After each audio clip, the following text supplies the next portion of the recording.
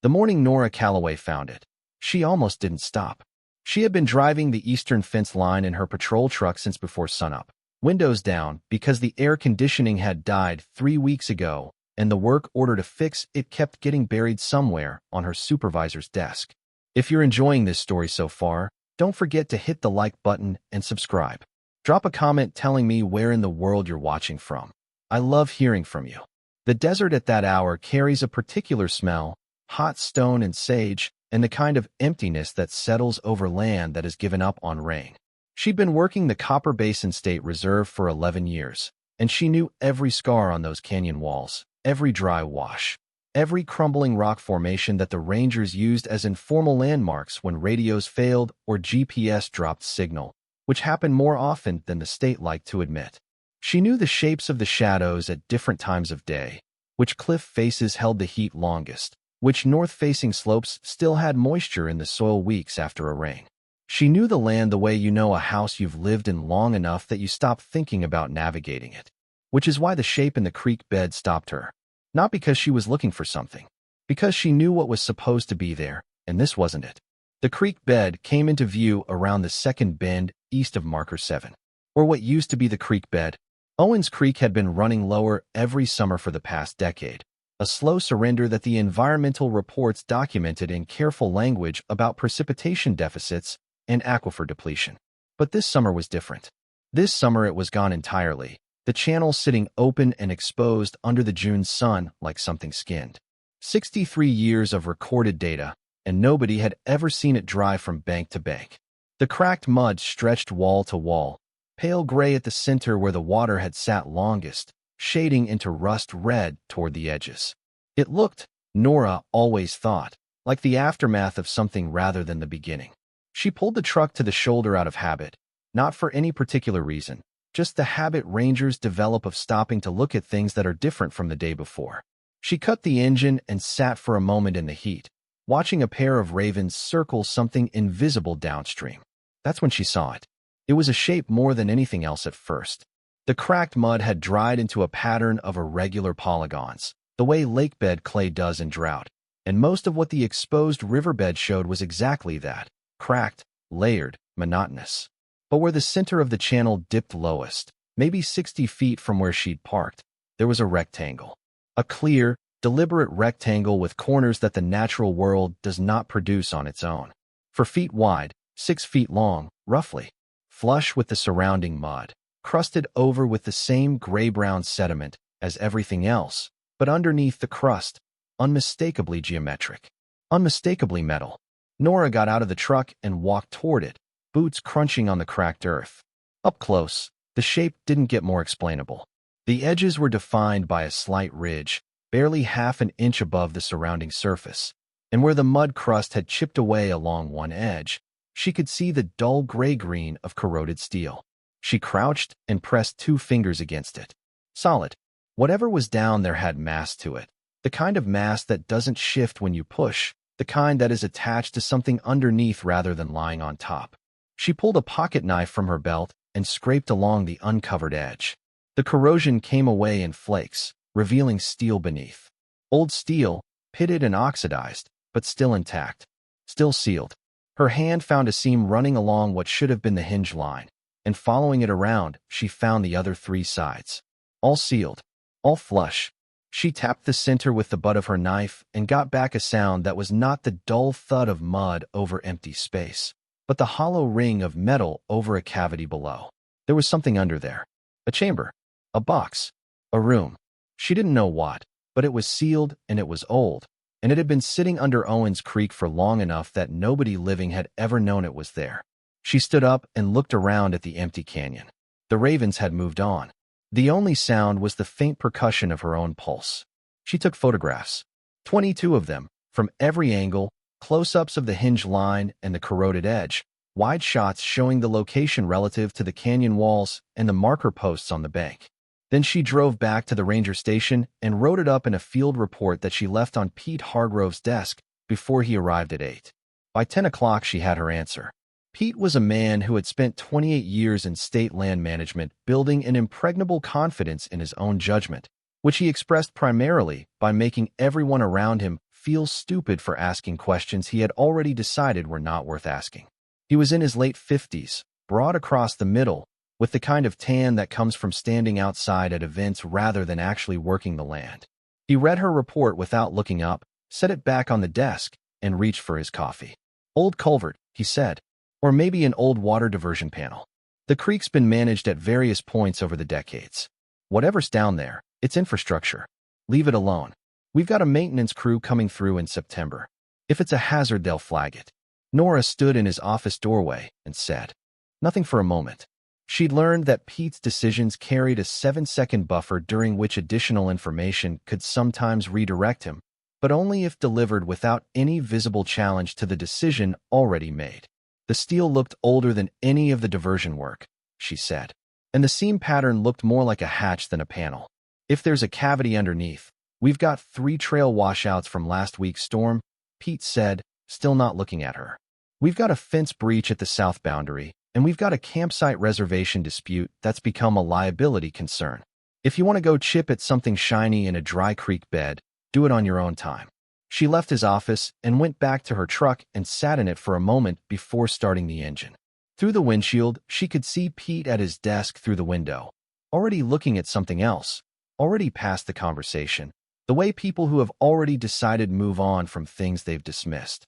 She watched him for about 4 seconds and then started the truck and drove the eastern fence line for the rest of the shift, cataloging washout damage in a field notebook, and she thought about the hatch the entire time.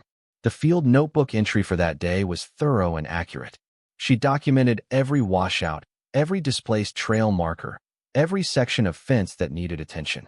Her hands did the work of recording while her mind sat somewhere else entirely, turning the image of that rectangle over and over. 51 inches by 73. A family name. A year. A recessed handle that folded flat, as if designed to be unnoticeable from above. You didn't do all of that for an infrastructure panel. You did not stamp your last name on something you expected to be opened by maintenance crews in September. This was not unusual for Nora. She had spent 11 years learning to think about things on the side while she did something else, parceling her attention the way people learn to when their lives are complicated enough that there is always something requiring background processing.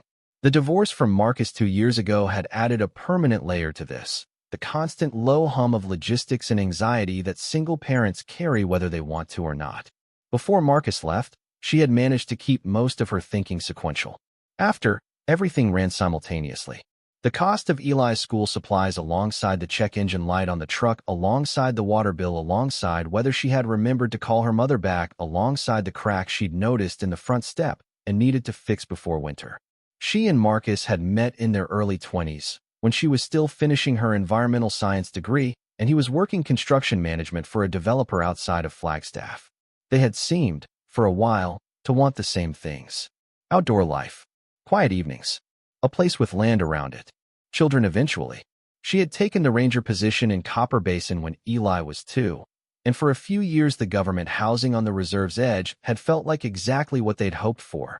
A small house with juniper trees in the yard and a sky full of stars at night, and the kind of silence that costs money in most places they'd considered living. But Marcus wanted to move up, and moving up in construction management meant moving toward the cities, and Nora's job was here. The argument was never dramatic. That was perhaps the saddest part of it. There was no single night that broke everything, no confession or betrayal, just a slow and steady drift in the direction of 2 people who had decided, separately, and without quite saying it out loud, that they wanted different things and were too tired to close the gap between them. He moved to Phoenix. He was remarried within 18 months, to a woman who worked in commercial real estate and had no particular opinions about creek hydrology or migratory bird patterns, which seemed to suit him well. He paid his child support reliably and saw Eli every other weekend. And for that Nora was genuinely grateful, because she had heard enough from other single parents at Eli's school to know that reliable was worth something. But she was raising Eli on one income in a house that belonged to the state, and the state paid its rangers considerably less than the work required. And every month she looked at her bank account and did the arithmetic and found that the margin between getting by and not was thin enough to notice every time she breathed wrong financially. Eli was 14 now and smarter than either of his parents, which was both a blessing and a complication. He asked questions she didn't always have answers to, about why they lived where they lived, and why money was always tight, and whether she ever wished she'd done something else. She never lied to him. She decided early that Eli deserved honest answers even when the honest answers were hard, and the honest answer to his last question was no. She had never wished she'd done something else. Not once. Not even in the worst of it. This land was hers in every way that mattered without a deed. She knew it the way she knew her own face. Her colleagues at the station had varying opinions of her, which she was aware of and largely indifferent to. Cass Whitmore, who'd been at the reserve for 4 years and had the particular energy of someone who'd recently survived something difficult and come out right on the other side, liked her and made her coffee when she came in early, which she appreciated. The 2 seasonal rangers, both younger men who treated the job as a way station toward something else, were polite in the easy way of people who don't much care either way.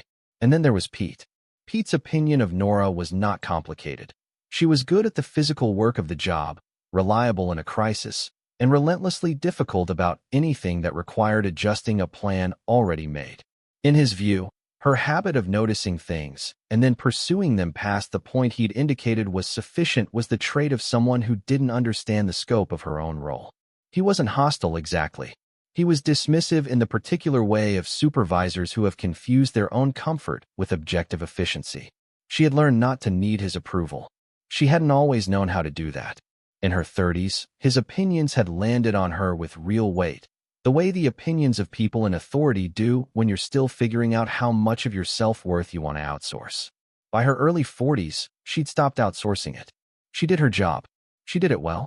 She went home to Eli, but the hatch stayed with her. The following Saturday was her day off. She dropped Eli at his friend Devin's house at 9 in the morning, drove back toward the reserve, signed herself in at the gate with her personal access card, which active employees were permitted to use during off hours for legitimate research purposes, and parked the truck at the east side access road. She walked to the creek bed with a canvas pack over one shoulder containing a stiff brush, a scraping tool, a tape measure, 2 large evidence bags, her camera, and 2 bottles of water. She wore long sleeves against the sun. The walk from the access road to the spot where she'd found the hatch was 20 minutes across the exposed clay, and she went slowly, watching the surface for anything she might have missed the first time. She hadn't missed anything. The hatch was exactly where she'd left it, and exactly as she'd left it. If anything, a day of full sun had dried the surrounding mud further and revealed the edges even more cleanly. She knelt beside it and worked the brush slowly around the perimeter, clearing the crust of dried sediment away from the seam. The steel underneath was extensively corroded but continuous, no cracks, no breaches in the integrity of the seal. Whoever had put this here had not wanted water to get in. She measured it. Exactly 51 inches by 73. The proportions of a doorway lying flat. She photographed every inch of the exposed surface after brushing. On the east edge, she found what she had been hoping for. A recessed handle, corroded almost to nothing but still present, folded flat into a channel so it would not catch on things moving over it. Below the handle, barely legible under decades of oxidation, were stamped numbers. She had to hold her phone's flashlight at an oblique angle to read them. 1951. The stamp went on. She cleared more sediment. Below the year, Pruett. Pruett. She sat back on her heels and looked at the name for a long time. She had not heard that name before, but she was going to find out whose name it was. She sat on the cracked mud for a long moment after that, the brush in her hands, the afternoon heat pressing down from above and radiating back up from the clay surface. She thought about what it meant that someone had put a name on something they buried. Infrastructure doesn't get named. Equipment panels don't get named. Things you intend to come back for. Things you're marking as yours against the possibility that someone else might claim them, those you put your name on. Harlan Pruett, stamped into corroded steel in a year before she was born, was saying something. She just didn't know yet what the full sentence was. Back at home that evening, Eli was at the kitchen table eating cereal and doing something on his laptop that she suspected was not homework. She made herself a cup of coffee and sat across from him with the photographs she'd printed at the library's self-service printer on the way home. "What's that?" Eli asked, rotating one of the photographs toward himself. He had Marcus's dark eyes and her tendency to lean into things he found interesting, which she counted as among the best things she'd passed on to him. Something I found in the dry part of Owens Creek, she said. A steel hatch, sealed, with a name and a date stamped on it. Eli looked at the photograph more carefully. 1951. He pulled the laptop toward himself and started typing. She watched him without speaking. He'd always been faster than her at finding things online. Partly age, partly his particular instinct for knowing which thread to pull. Pruett, he said after a minute. As in, like a family? That's what I'm trying to figure out. He turned the screen toward her. Copper Basin Historical Society. Their digitized land records only go back to 1970, but they've got a reference index. Pruett, Harlan. Listed under former landowners, pre-federal acquisition. There's a note. See Canyon Parcel Files, 1952 to 1954. She looked at the screen and then at her son, who was watching her with the expression he got when he was trying to figure out how something was going to end. Can you access those files? You'd have to go in person, he said. The Historical Society's downtown. They're open Tuesday through Saturday. She was there Tuesday morning before they unlocked the door. The Copper Basin Historical Society occupied a narrow building between a tax preparation office and a closed hardware store, its window displaying a rotating exhibit of photographs and artifacts that suggested a community doing its best to remember itself.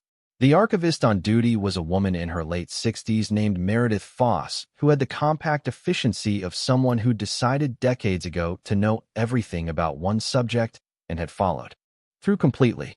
She pulled the Canyon Parcel Files from a room behind the front desk without being asked twice, set them on a reading table under a fluorescent light, and left Nora to work. The files were thick.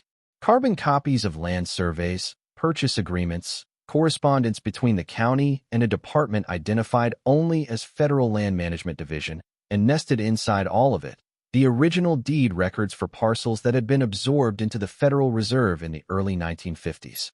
Harlan Pruett's parcel was documented in 12 pages.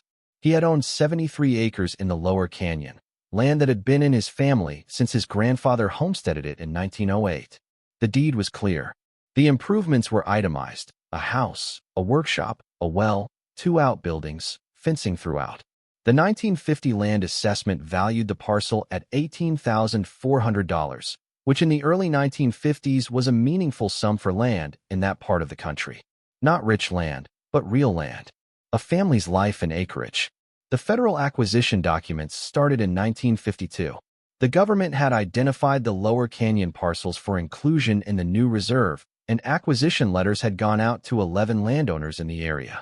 10 of them had eventually sold, at prices the documents described as fair market value, though the internal correspondence made clear that the federal assessors had set market value at considerably less than the county had assessed the same properties 2 years earlier. Harlan Pruett had not sold. His letters were in the file too, carefully preserved. The handwriting was upright and deliberate, a man who wrote like he meant it. He had written to the acquisition office in 1952, then again in 1953, then twice in 1954. The letters were not hostile, but they were immovable. He laid out, each time, the same set of arguments. The land had been in his family's ownership for 44 years. His grandfather had built it from nothing. The federal valuation was less than half what the land was worth based on the water rights attached to the parcel, rights that predated the reserve's creation and belonged to the Pruett family by continuous use. He would not sell. He asked that the federal government find another arrangement. The last letter in the file was from the acquisition office. It was dated March 1955 and addressed to Harlan Pruett at his Canyon address. It informed him that under the authority of the relevant Federal Land Management Act, his parcel was being condemned and acquired for public use. He had 30 days to vacate. Compensation had been determined to be $7,200, less than half the county's own assessment, and far less than what Harlan's letters had argued the water rights alone were worth. Nora turned the page. There was nothing after it. No record of Harlan Pruett's response. No documentation of the property transfer from his perspective. No receipt of the compensation payment. Only, near the back of the file, a single newspaper clipping.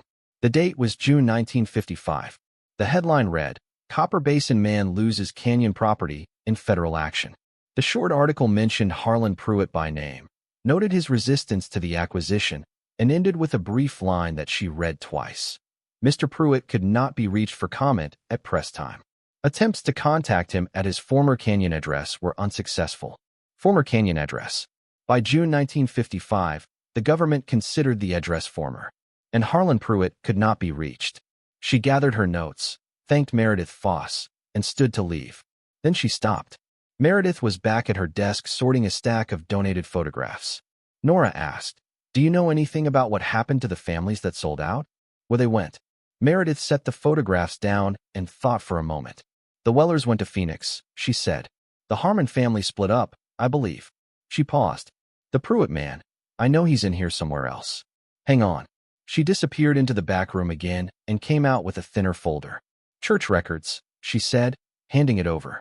"We got a donation of the old First Methodist files a few years ago. They documented the families that left." Inside was a membership transfer form, dated September 1955, for months after the newspaper clipping that couldn't reach him. Harlan Jeremiah Pruett and Edna Mae Pruett, transferring membership to a congregation in Gallup, New Mexico. Below that, a note in pencil from whoever had processed the transfer, moving to daughter's care. Health declining. Health declining. He had left the canyon in 1955, his land taken by the government, his water rights uncompensated, and within months his health was declining badly enough that the church thought it worth noting. He'd moved to New Mexico, to his daughter's care. His daughter, Ruth. She thought about that on the drive back.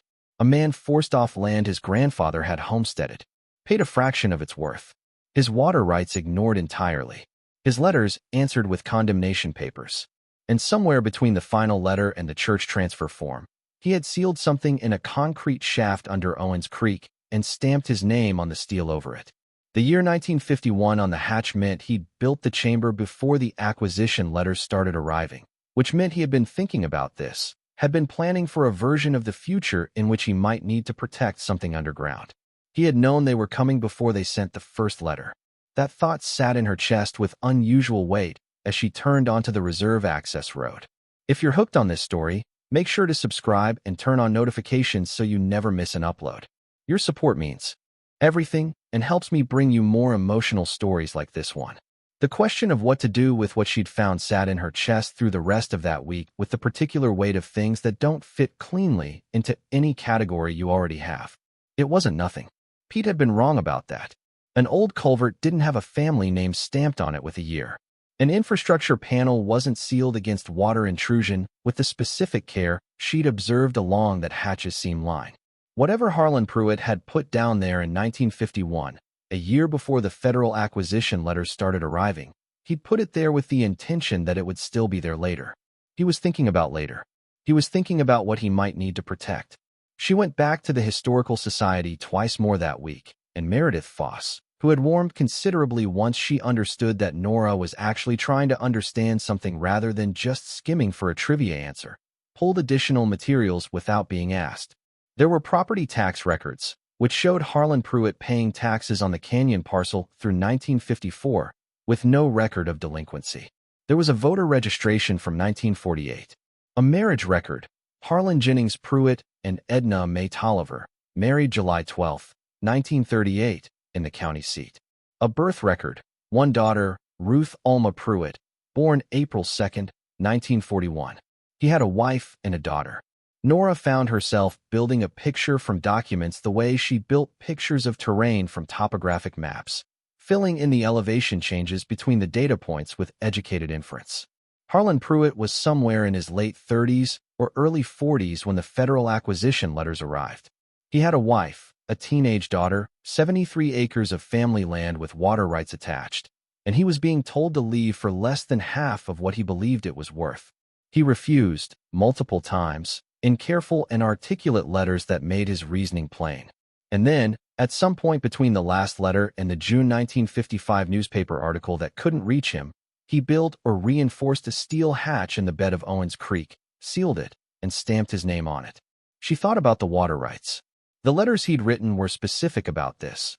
The water rights attached to the Pruett parcel predated the reserve, established by his grandfather through continuous use and formally recorded with the county in 1912. Under the prior appropriation doctrine that governed water law in the Southwest, those rights had real value. and that value was not extinguished by the federal acquisition unless the government followed specific legal procedures to address them. His letters suggested the acquisition offer had ignored the water rights entirely, treating the land as if it were dry acreage when it came with documented rights to a flowing creek. She was not a lawyer. She did not know whether those water rights still existed in any legally cognizable form 7 decades later, or whether they had been dissolved by the acquisition or simply abandoned when Harlan Pruett left. But she knew that if they hadn't been properly extinguished, and if Harlan had known that, and if he had left documentation of it in a sealed steel chamber under the creek bed, that documentation might matter to someone. It might matter quite a lot. Water rights in the Southwest were worth money. Serious money. In years like this one, with the region in historic drought and the fights over who could draw from which source growing more litigious by the season, documented senior water rights attached to a creek running through a federal reserve could be worth hundreds of thousands of dollars. Maybe more. It depended on the documentation, the history, the specific legal status of the rights claim. But the number was real. And Harlan Pruett had known it was real in 1952, which is why his letters kept coming back to it, again and again, while the Federal Acquisition Office pretended it wasn't there. She found herself awake at 2 in the morning on Thursday, not anxious, just thinking, the kind of thinking that runs in long, smooth arcs without interruption. She lay in the dark of her bedroom with the window open and the desert air coming in, carrying the particular quiet of a landscape with no neighbors for 3 miles, and she thought about the shape of the thing she was looking at. A man with documented water rights files paperwork in 1912. 40 years later, the government wants his land. They offer him an amount that ignores those rights. He refuses, writes letters, makes his case clearly and without hostility. The letters are answered with condemnation papers. He leaves, health declining, daughter's care in New Mexico. He does not come back. He dies, presumably, without ever reopening the hatch. But he built the hatch in 1951, before the first acquisition letter, which meant he'd either anticipated what was coming or had already had conversations with federal officials that never made it into the documents she'd found, conversations that warned him it was only a matter of time. He'd prepared. He'd put something underground and sealed it against the creek water that would cover it when he was gone. And he'd left a name and a date on the steel lid like a signature on a letter. This is mine. This was here. This matters. Whatever was in that chamber was meant to survive him. He built it to be survived.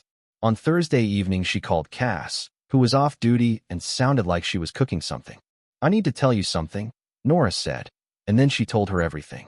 The hatch, the measurements, the name, the date, the historical society research, the church transfer form, the church's note about health declining and daughter's care, all of it, and she kept her voice level and factual because that was how she always communicated things she was serious about. There was a long pause on Cass's end. Nora could hear the sound of something being turned off on the stove. You went back on your day off, Cass said. Yes, and Pete told you to leave it alone. He said to leave it for the maintenance crew in September. And you've been to the Historical Society 3 times. 2.5. I was there for 40 minutes the last time. Another pause. What do you want to do? I want to open it, Nora said. I want to see what's inside. But I can't open it alone. It's going to need equipment and at least 2 people. And if there's anything in there, I need a witness who's not related to me. Cass was quiet for a moment. What does Pete think you're doing right now? He thinks I've moved on to something else. Has he asked? No.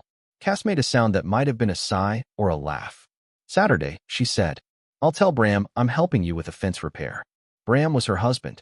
He had a rangy, tolerant quality that made him accept Cass's explanations about weekend plans without much investigation, which Nora had always thought was either the foundation of a healthy marriage or the absence of curiosity, and she'd never been able to determine which. Bring the come-along from the equipment shed, Nora said, and a cold chisel. And don't wear anything you care about. After she hung up, she sat at the kitchen table in the quiet of the house with a glass of water and the photocopied documents spread before her. The house was the particular kind of quiet that government housing on the edge of a reserve gets after dark, which is not city quiet or suburb quiet, but something closer to genuine absence, as if the land outside remembered what it was like before the building arrived and was waiting for it to leave. She'd lived here 11 years, and she'd never quite stopped noticing it. She thought, as she sometimes did in the house's late evening quiet, about what this place was and what it could have been. The government paid her a ranger's salary that would have been modest in 1995 and had not kept pace with anything since. She had a pension she could access in 17 years, which was not a comfort, but was technically a number. She had government housing she did not own and could not sell.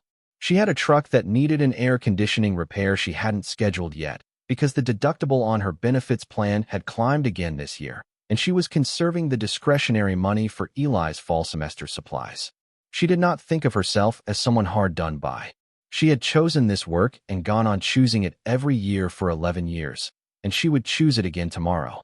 But there were moments, late, quiet moments, when she looked at the arithmetic of her life and felt the specific fatigue of a person who had been responsible and careful and done everything correctly and arrived at a place where correctly was still not enough to feel safe. Harlan Pruett had felt that. She was nearly certain of it. A man who had done everything correctly, paid his taxes, recorded his water rights, kept his land, written his letters through the proper channels and proper language without hostility, and arrived at a place where correctly was still not enough to stop the government from taking his grandfather's land for $7,200 and calling it fair. He had felt the particular insult of a system that acknowledged what you were owed and then denied it anyway, with paperwork.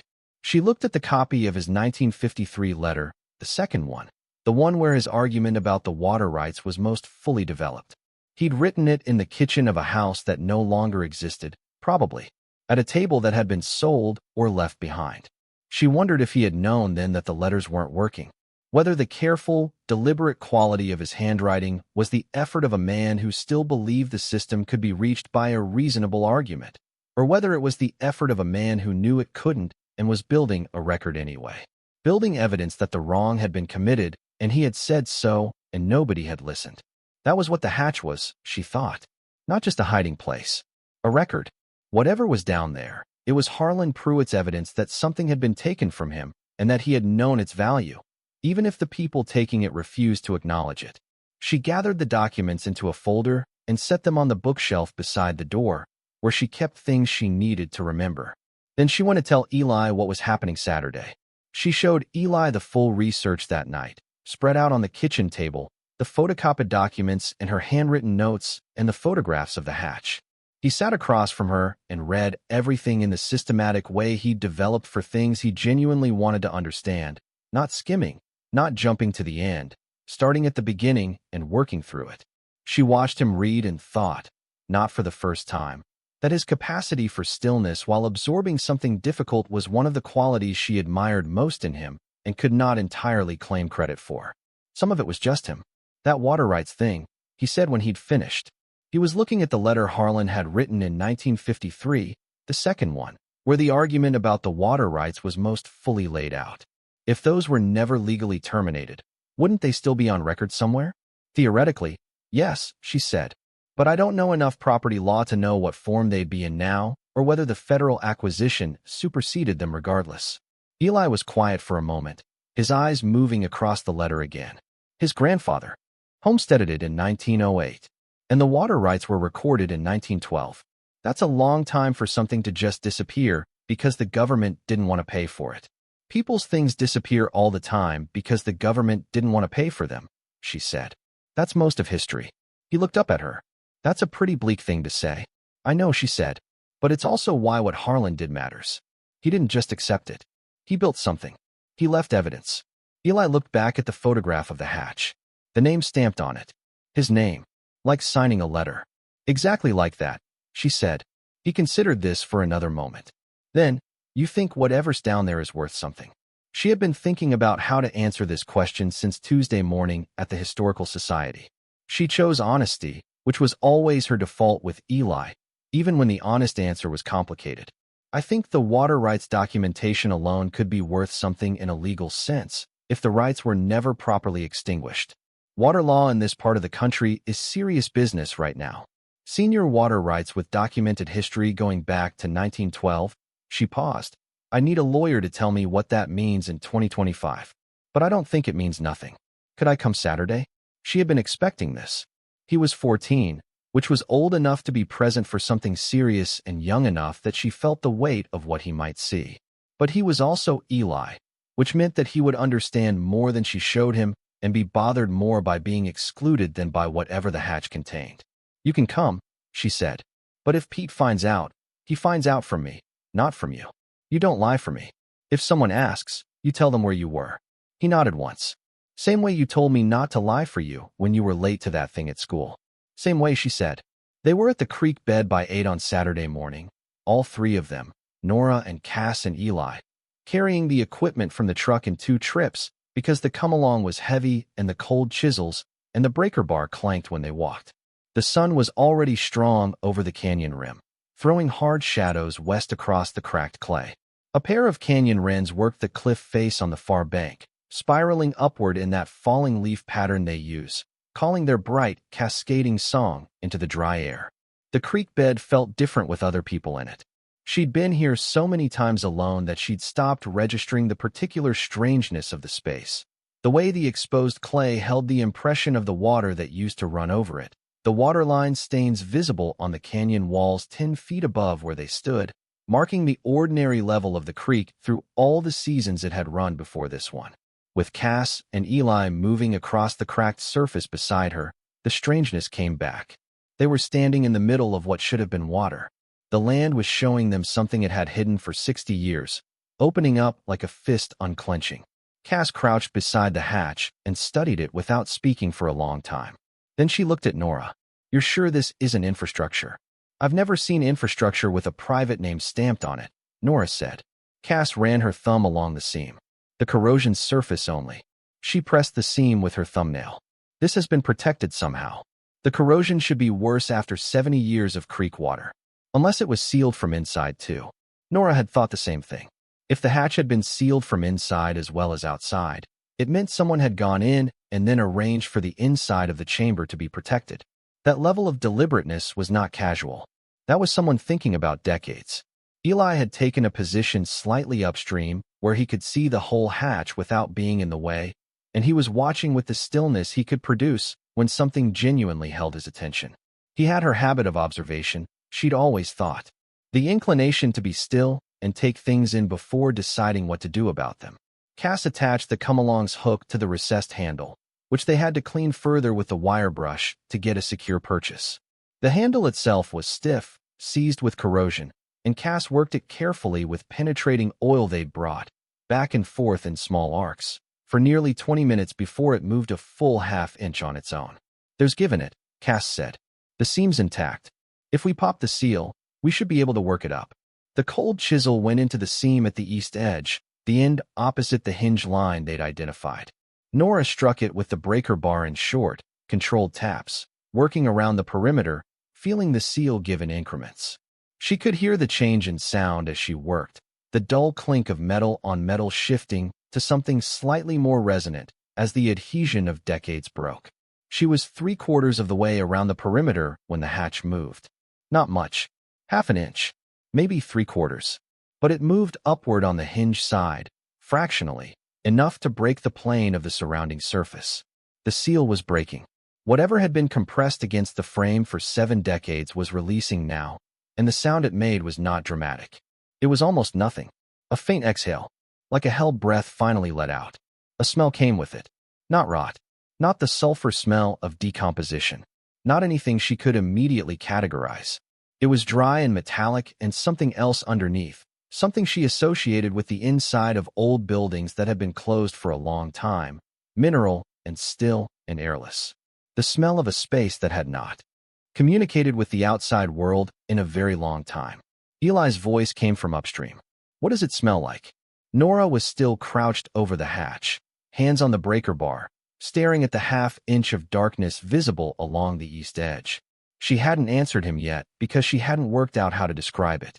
"Old," Cass said finally, still working the come-along handle. She had it taut now, the cable pulling against the hatch at an angle calculated to lift it along the hinge line. "It smells like old." The come-along clicked once, twice, and then the hatch rose. Not smoothly. It came up in 2 jerks, the hinge protesting decades of corrosion, and then it was open, 6 inches, 12 inches, and Cass locked the come-along, and they both sat back to look at what was there. A concrete-lined shaft. Straight down. Roughly 4 feet by 6. mirroring the hatch dimensions exactly. The walls were poured concrete, smooth and intact, dark gray with moisture in the lower reaches that Nora could see in the light of her flashlight as she brought it to bear. A steel ladder was bolted to the near wall, the rungs oxidized but present. It dropped into darkness below the range of what she could see from where she was crouching. She and Cass looked at each other. Downstream, Eli had gotten up and was walking toward them slowly, as if he understood that this was a moment that required some dignity in the approach. He stopped at the edge of the hatch opening and looked down with her. "How deep?"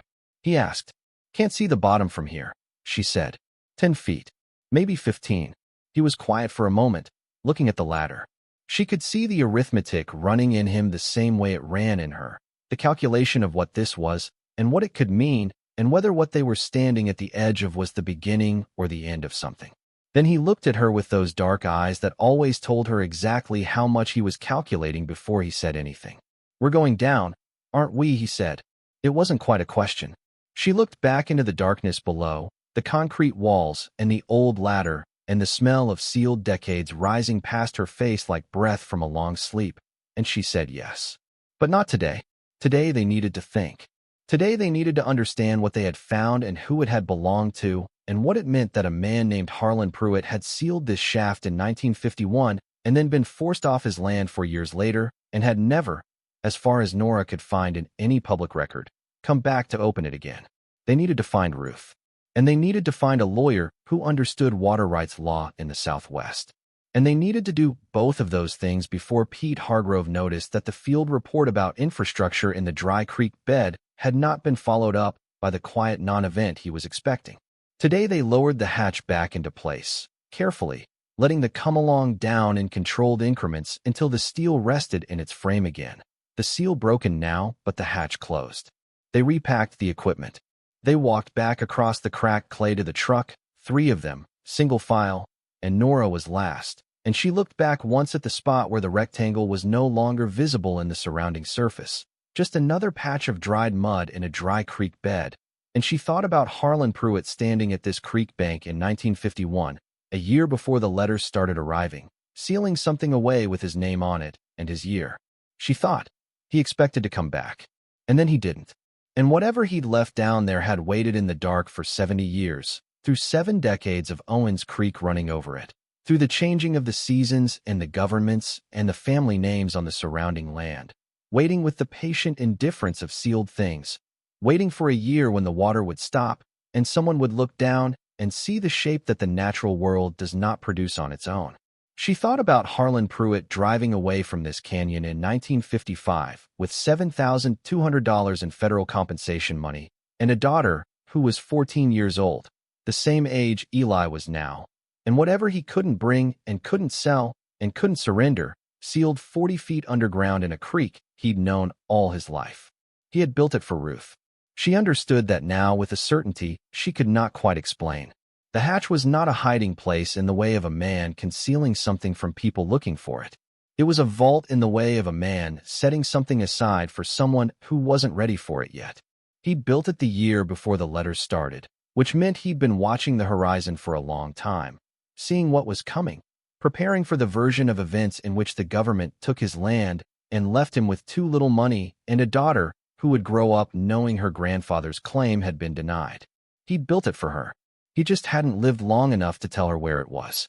She drove Eli and Cass back to the station road in silence. And the silence was the comfortable kind, the kind that comes when 3 people have seen the same thing and are each working through their own version of what it means. The canyon walls threw long shadows eastward in the late morning light. Somewhere above the rim, a hawk rode the thermals without effort, a speck against the hard blue sky. She had a name. She had a date. She had a sealed hatch and a concrete shaft and a ladder bolted to a wall by a man who intended to come back down it someday. She had a daughter named Ruth Alma Pruett, born 1941, who would be in her early 80s now if she was still alive, who might know something, who might know everything, who might be the only person left in the world who knew what her father had sealed away the year before the federal government told him to leave. She also had a supervisor who thought this was an old culvert and a maintenance crew coming in September who would open the hatch without understanding what they were looking at and log it as infrastructure and close it again or haul it away. And she had a bureaucratic system that was very good at making things disappear by classifying them as something ordinary. She had seen that happen before. Not with hatches in dry creek beds, but with reports that were filed and lost, with survey findings that were documented and then quietly shelved, with things that were inconvenient enough to the smooth running of the calendar that the calendar quietly swallowed them. That was not going to happen here. Harlan Pruett had spent 4 years writing letters to people who had the authority to do the right thing and chose not to. She was not going to spend the summer being a person like that. That was where she needed to go next. Not down the ladder. Not yet. First, she needed to find Ruth. Finding Ruth Alma Pruett took 3 days and 1 phone call that Nora almost didn't make. The trail from the Historical Society's church records led first to a Gallup, New Mexico address that had changed hands 4 times since the 1950s and was now a dental office. She found this out by calling the church whose membership transfer Meredith had shown her, and the church secretary, a patient woman named Gloria who had been in that position for 22 years, told her that the congregation kept records of its former members' families in a bound ledger that dated back to the 1940s. Gloria found the Pruett entry in 11 minutes. Harlan Jeremiah Pruett, deceased 1961. Edna Mae Pruett, deceased 1973.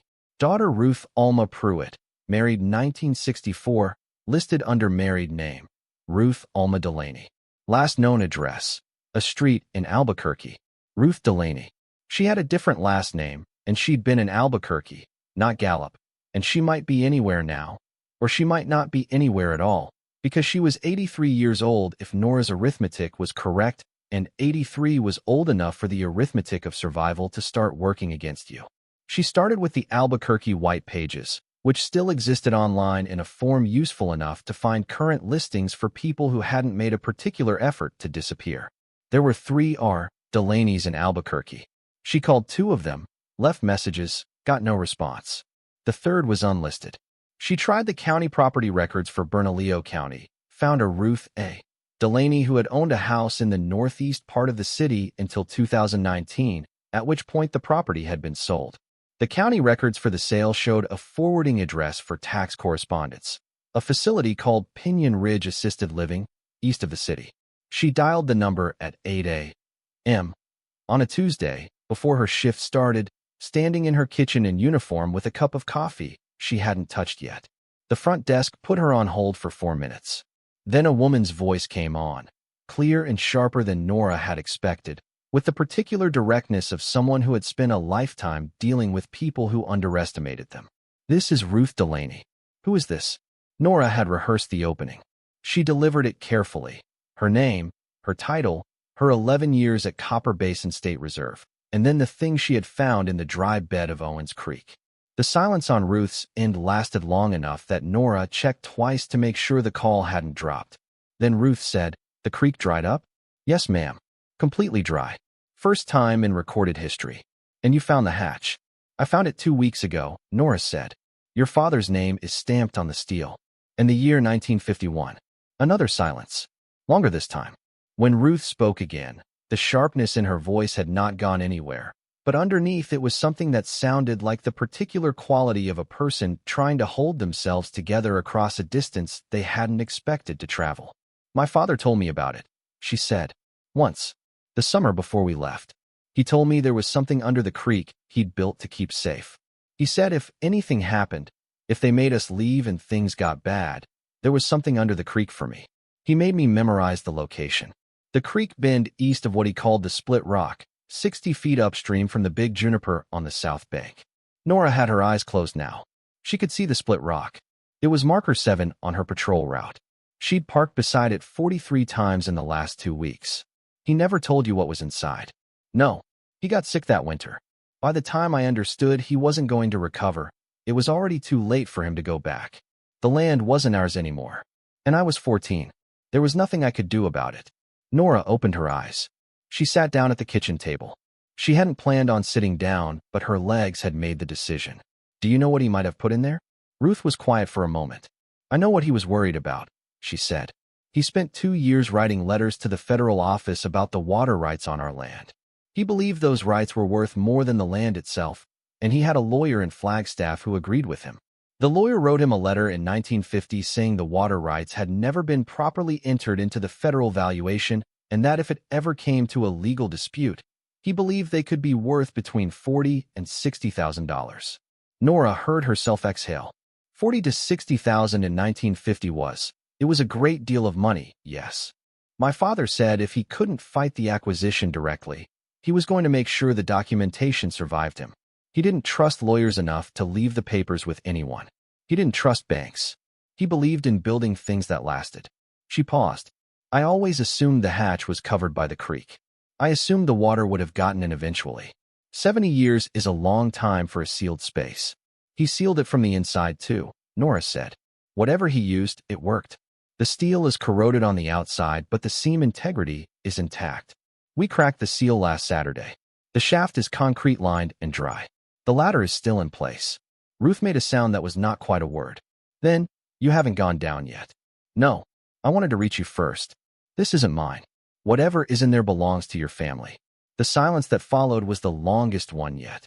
Nora waited it out, watching the kitchen light shift as the sun moved past the window. Ruth's voice, when it came back, was steadier than before. Not controlled, exactly, but held together the way older people learn to hold difficult things, with the particular calm of someone who has survived enough losses to know that feeling them fully and being destroyed by them are not the same thing. My father was a quiet man, she said. He didn't make speeches. He didn't pound on tables. He wrote letters in careful handwriting, and he built things with his hands, and he believed that if you told the truth clearly enough to enough people, eventually someone would listen. She paused. The federal government took his land and paid him $7,000 for something worth 10 times that. He died in 1961, not 6 years later. I always believed the worry of it broke him faster than anything else would have. That losing the land without any acknowledgement that he was right, that it was worth more, that they owed him more, that it broke something inside him that didn't heal. Nora said nothing. There was nothing to say to that would be adequate. I want to be there, Ruth said. When you open it. I want to be there. You're in Albuquerque, Nora said. It's a 4-hour drive. I'm 83 years old. I didn't say I needed it to be easy. I said I want to be there. Nora looked at her kitchen clock. She had a shift starting in 20 minutes. She said, I'll make it work. She did not tell Pete what she was arranging. She told Priya in the state compliance office, because Priya needed to know, and Priya said to keep her updated, and sent a single-line email to Pete's supervisor at the regional office noting that a potential historical find of legal significance had been identified on the reserve and was being processed through the appropriate channels. This was more devastating to Pete's sense of control than anything Nora could have said directly to him, and she was aware of that, and she was not sorry about it. It took another week to arrange. Ruth needed medical clearance to travel, which her doctor at Pinyon Ridge issued with the caveat that the trip should not involve extended walking on uneven terrain, a caveat Nora worked around by mapping the most accessible route from the East Side Road to the creek bed and bringing a folding chair. Cass drove out to meet them. Eli came because Ruth had specifically asked, when Nora explained the situation, whether the boy who'd been there for the opening of the seal would be present, and when Nora said yes, she'd thought she heard something in Ruth's voice that might have been relief. The drive from Albuquerque to the reserve took 4 hours and 20 minutes. Ruth made it in a vehicle driven by the facility's transport coordinator, a compact man in his 30s named Dev, who took the canyon roads with admirable steadiness and helped Ruth out of the vehicle with the practiced ease of someone who understood dignity mattered more than efficiency. Ruth was small, white-haired, moved with the deliberateness that comes from a body that no longer tolerates being rushed. But her eyes, when they found Nora's, were immediate and clear and entirely undimmed by 83 years of anything. She stepped out of the vehicle and stood on the road for a moment before moving, one hand steadying herself on the door frame, looking out at the canyon with an expression that Nora had not seen on anyone's face in 11 years of working this land. It was the look of recognition, not the casual kind, not the kind a visitor has when they find a landmark they've been told to look for. The kind that comes from a body remembering a place before the mind has caught up to it. The way people's faces change when they smell something from 40 years ago, involuntary and absolute. She looked across the dry canyon without speaking for a long moment after Dev helped her to the edge of the road. I haven't been here in 68 years, she said. Not since we left. Nora had expected this moment to feel strange. It didn't. It felt like the thing it was, a woman standing at the edge of land her family had owned for 47 years, seeing it for the first time since a government office took it from them with a condemnation notice and $7,000. No ceremony was adequate for that. So Nora didn't offer one. She simply waited and let Ruth look. The creek was still dry. 8 weeks of drought had not relented, and the exposed clay had cracked further, drier and paler than when Nora had first seen it. The canyon wrens were working the far cliff face again. The split rock at marker 7 threw a hard-edged shadow west across the channel.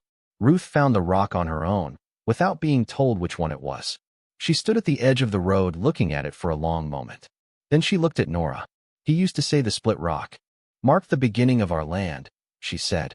His grandfather had noted it in the original Homestead filing. This is where the property started. Nora nodded. The hatch is 60 feet upstream from it, she said, right about where the channel widens.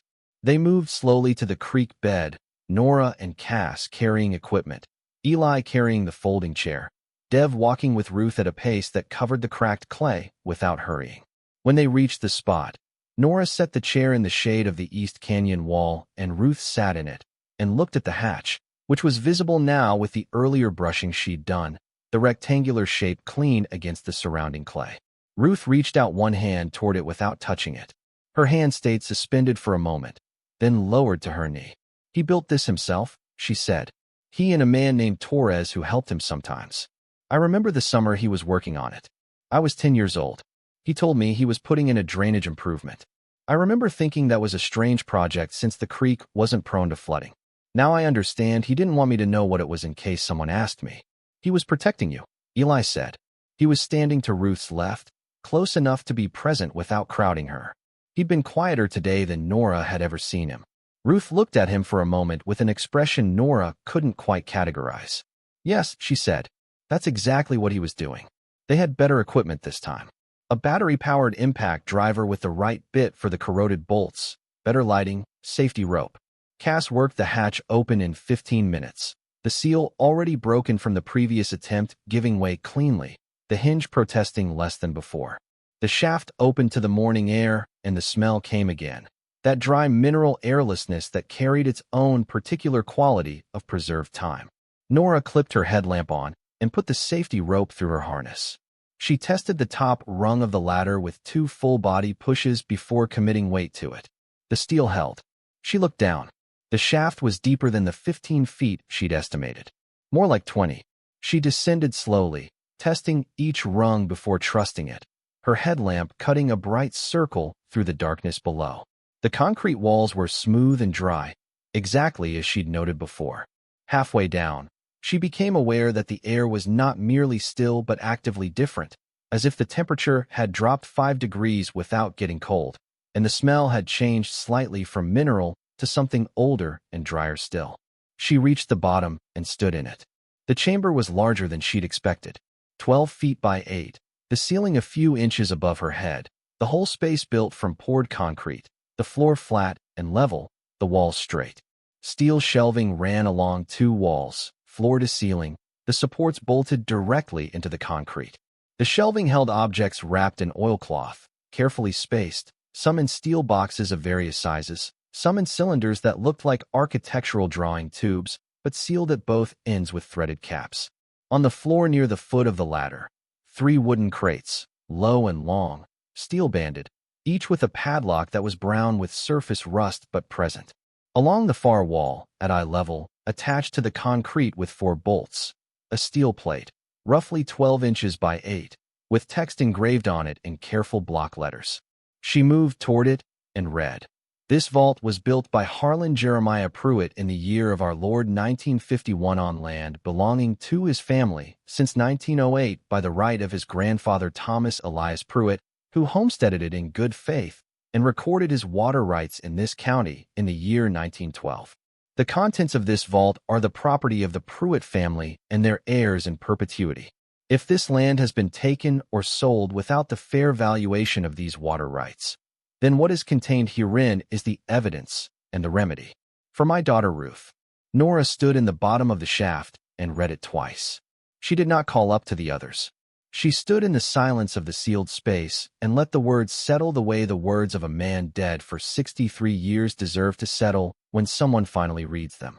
Then she called up, "Ruth, can you hear me?" Ruth's voice came down the shaft. "I can hear you. There's a plate on the wall down here. Your father left a message." A pause. "Then, read it to me." Nora read it. Every word, clearly, the way you read something aloud that was written to be heard. When she finished, the silence from above went on long enough that she wondered if Ruth had needed to turn away. Then Ruth's voice came back down the shaft. It was steady. "That sounds exactly like him. I'm going to start documenting what's on the shelves," Nora said. "There are wrapped items and sealed tubes and 3 crates on the floor. I won't open anything until you tell me it's all right." Another pause. "Then, open the tubes first. He would have put the papers in there." Nora worked through the tubes methodically. Each one was sealed with threaded end caps that had been coated in something that had hardened, possibly pitch, possibly some kind of resin Harlan had mixed himself. She worked a utility knife carefully around the seal of the first one, and the cap came off, releasing a faint breath of the same preserved air. Inside, rolled documents, protected by a sleeve of oilcloth, the edges of the papers still crisp. She unrolled the first document carefully under her headlamp. County Water Rights Record. Thomas Elias Pruett. Property description, lower. Canyon parcel, 73 acres. Water rights established by continuous use from Owens Creek. Recorded, April 1912. Certified copy, County Clerk's Office. The original recording documentation. Not a photocopy, not a reference. The original certified record. She worked through the other tubes over the next 30 minutes, cataloging aloud for Eli, who was relaying the information to Cass, who was writing it down. The tubes held 3 additional water rights documents covering different periods of the creek's use. Harlan's original land deed from 1908, his grandfather's homestead filing, a letter from a Flagstaff attorney dated November 1950, the one Ruth had mentioned, assessing the water rights at between $40,000 and $60,000 with a note that this estimate was conservative given anticipated development in the region. Harlan's original copies of every letter he had sent to the Federal Acquisition Office, plus annotated copies of every response he received, with his handwritten notes in the margins. And in the last tube, a sealed envelope with one word on the front, Ruth. She didn't open it. She set it aside. She turned to the shelves next. The wrapped items were heavy, most of them, dense and solid under the oilcloth. She unwrapped the first package from the highest shelf and found a steel box inside, locked. She unwrapped the second and found the same.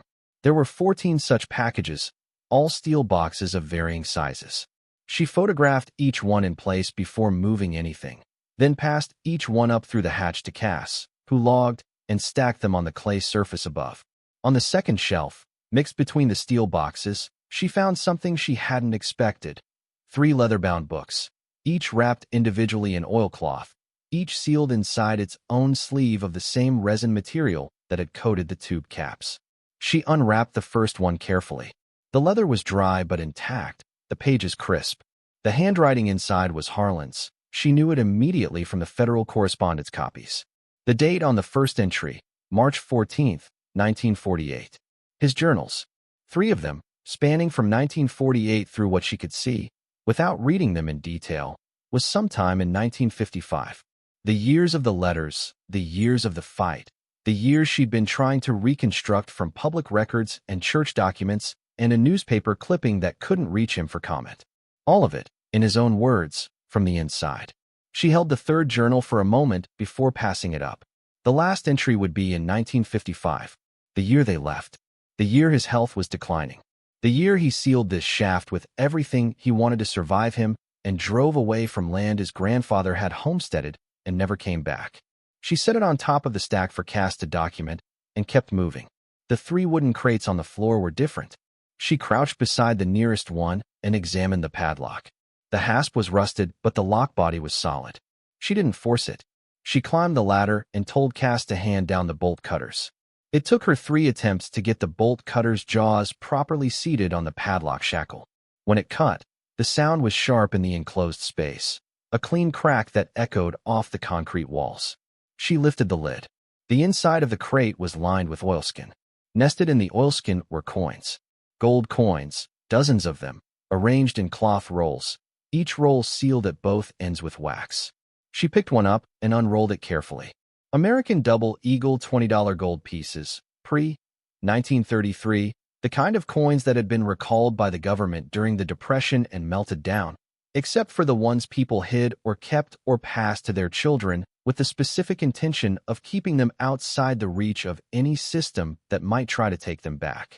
She sat for a moment on the concrete floor of a chamber that a man named Harlan Pruett had built with his own hands in 1951, in the bed of a creek that had run over it for 70 years and then dried up in the worst drought in 6 decades.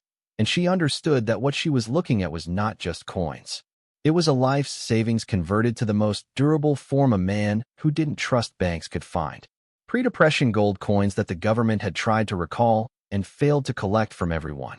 Each one worth, at current market price, somewhere between $1,500 and $2,000 depending on condition. She counted the rolls in the first crate. 48 rolls. Each roll held 10 coins. 480 coins in the first crate alone.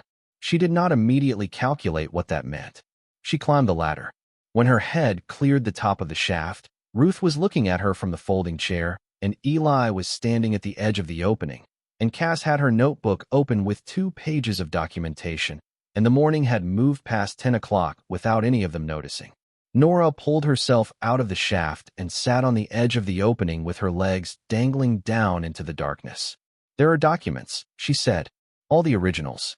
Water rights records going back to 1912.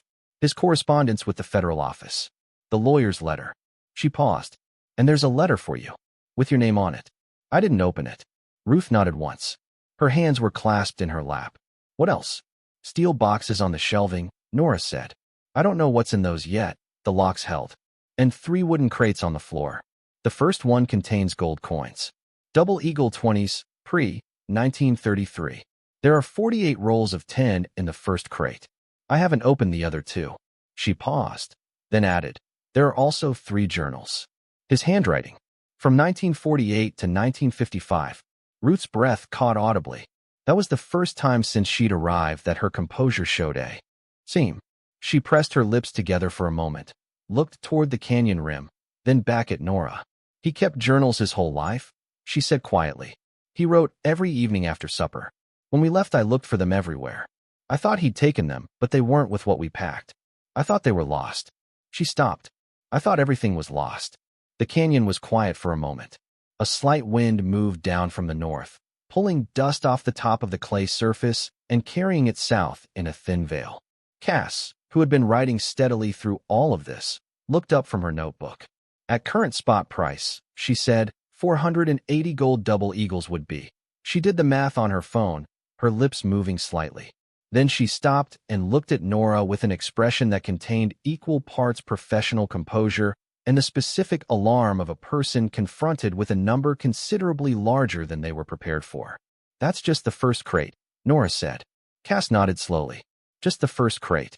Eli had moved to sit beside Ruth on the canyon bank, close enough that their shoulders almost touched. He was looking at the open hatch, not at the numbers on Cass's phone.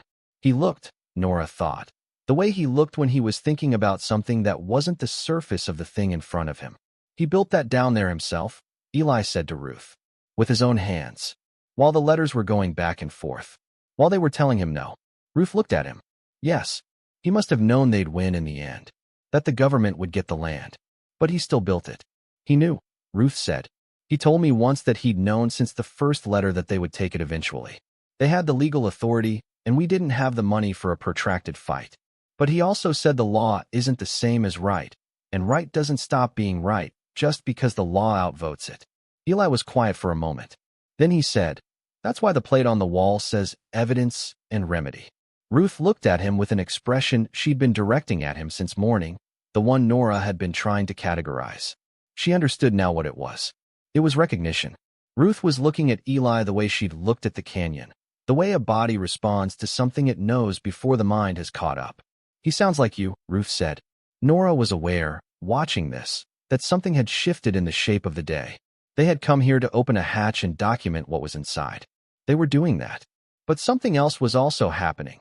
in the space between a 14-year-old boy and an 83-year-old woman sitting on the bank of a dry creek in the summer heat.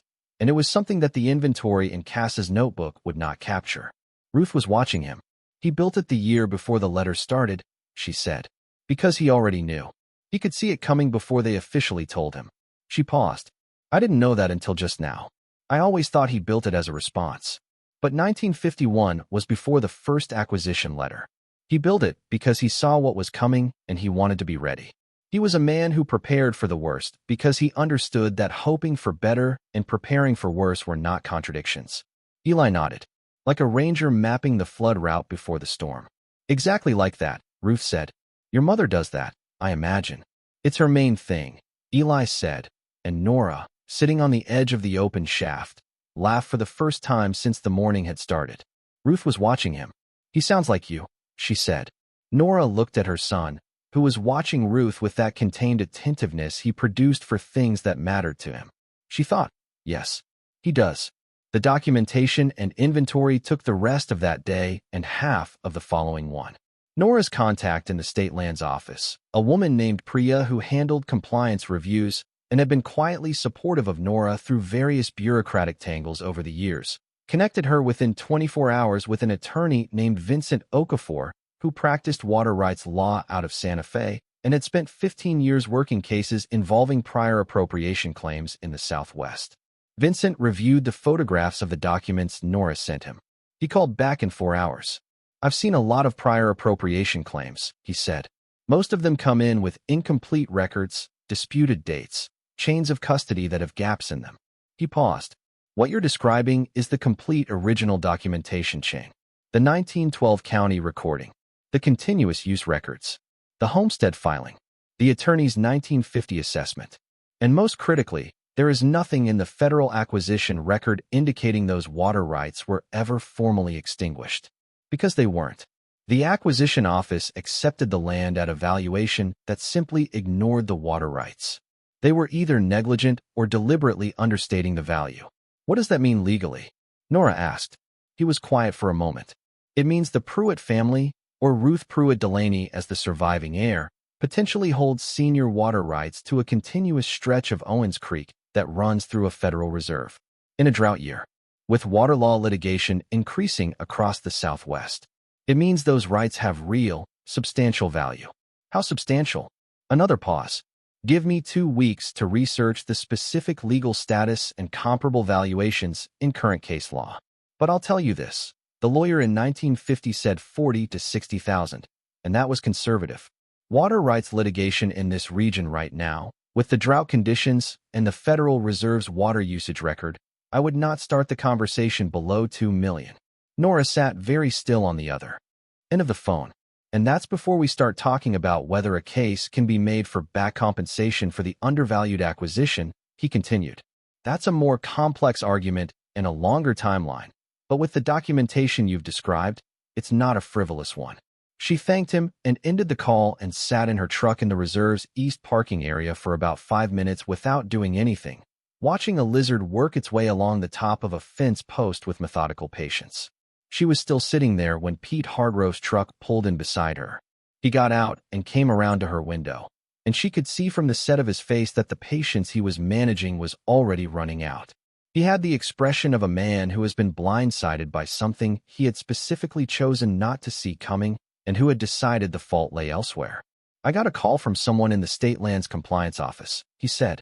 Something about a documented historical find in the dry section of Owens Creek. Something about water rights documentation and an heir and a Santa Fe attorney. Yes, Nora said. I told you to leave it for the maintenance crew. I know you did. I told you it was infrastructure. I know. Pete pressed his lips together in the way he did when he was trying not to say something that would constitute a formal HR issue. The effort was visible. So is this going to be the thing where you tell me you were right? Nora looked at him steadily. I don't particularly need to tell you anything, Pete. The State Lands Compliance Office will be in touch. There are protocols for documented historical finds on reserve land, and they supersede regular maintenance scheduling.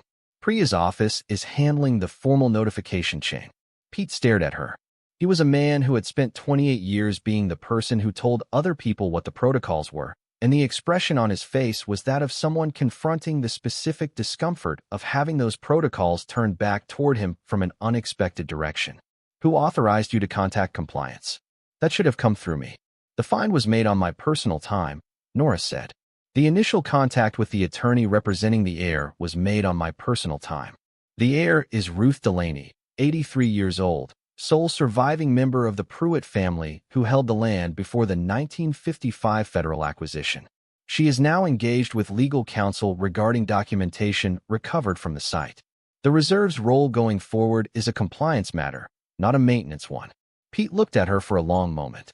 Then he said, because he was Pete, and this was the thing Pete always returned to in the end, this is going to create a lot of extra work. Nora said, I know. She meant it differently than he did. She drove home from that conversation and found Eli at the kitchen table with the second of Harlan's journals, which she had brought back from the documentation session and which Eli had apparently decided were available for reading.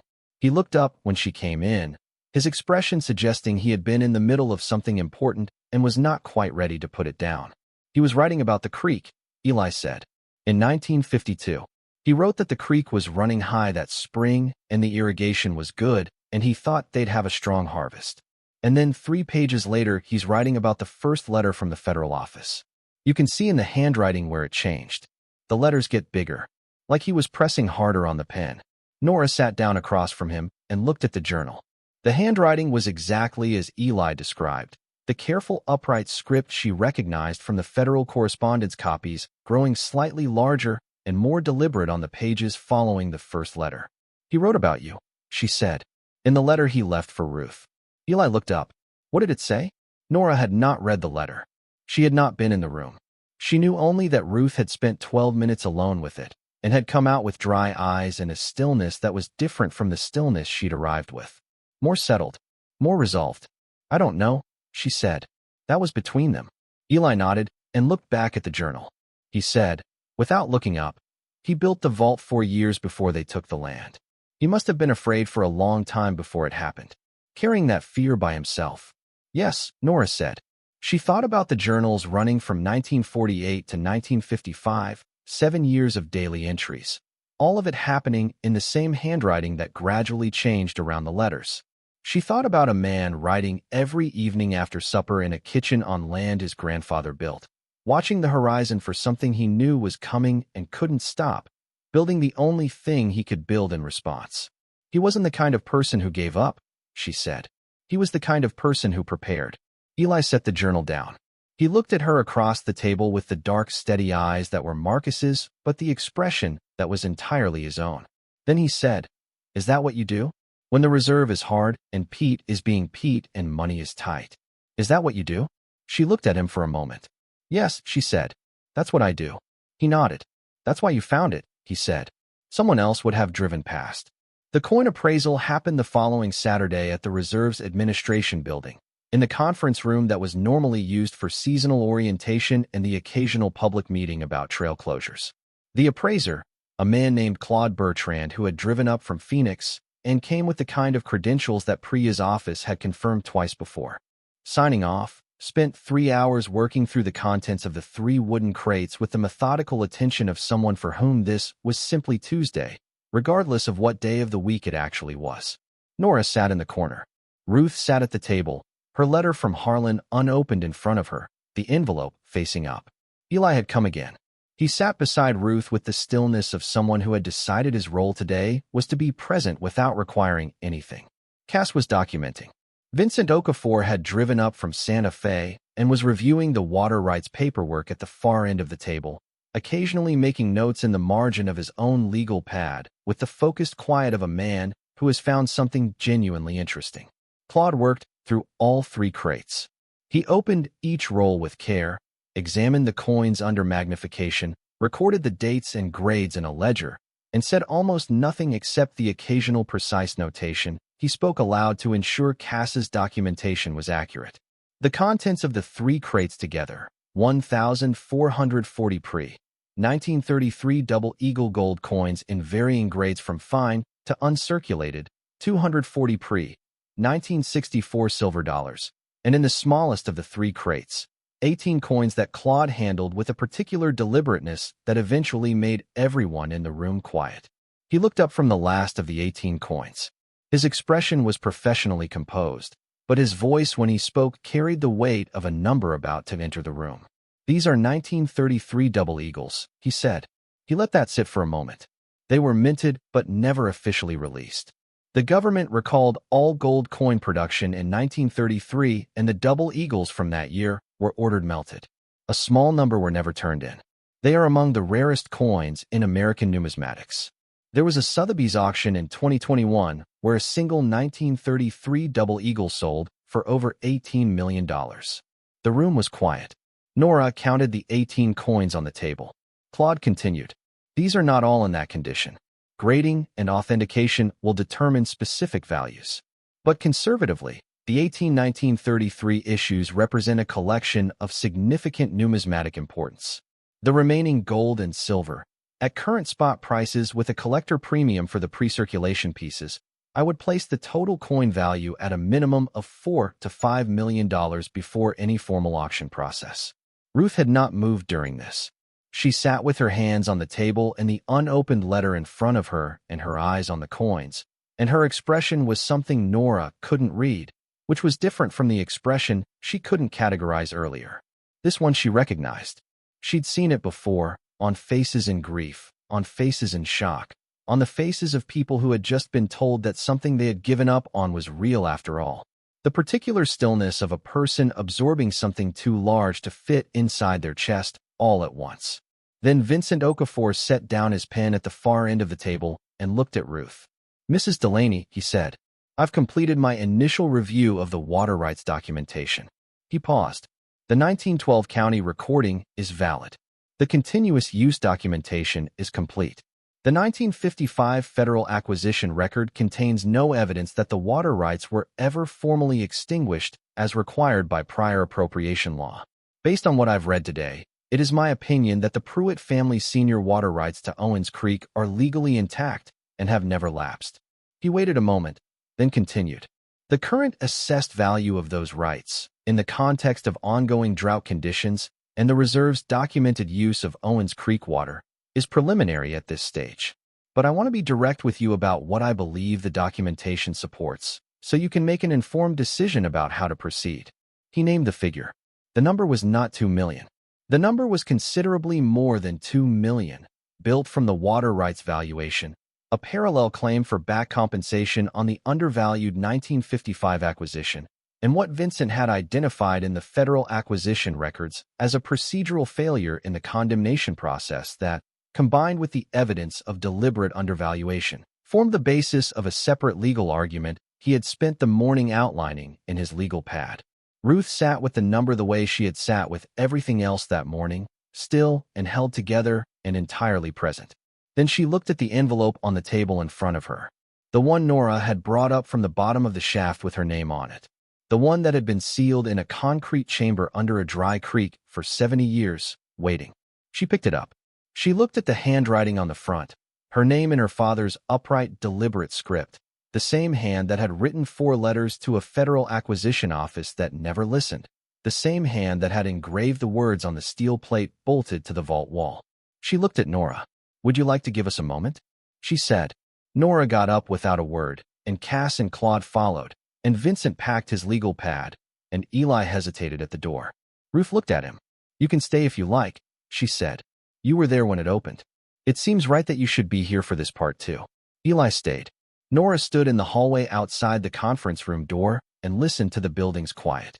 Through the window at the end of the hall, she could see the canyon rim, the hard blue sky above it, the particular light of a summer morning in high desert country.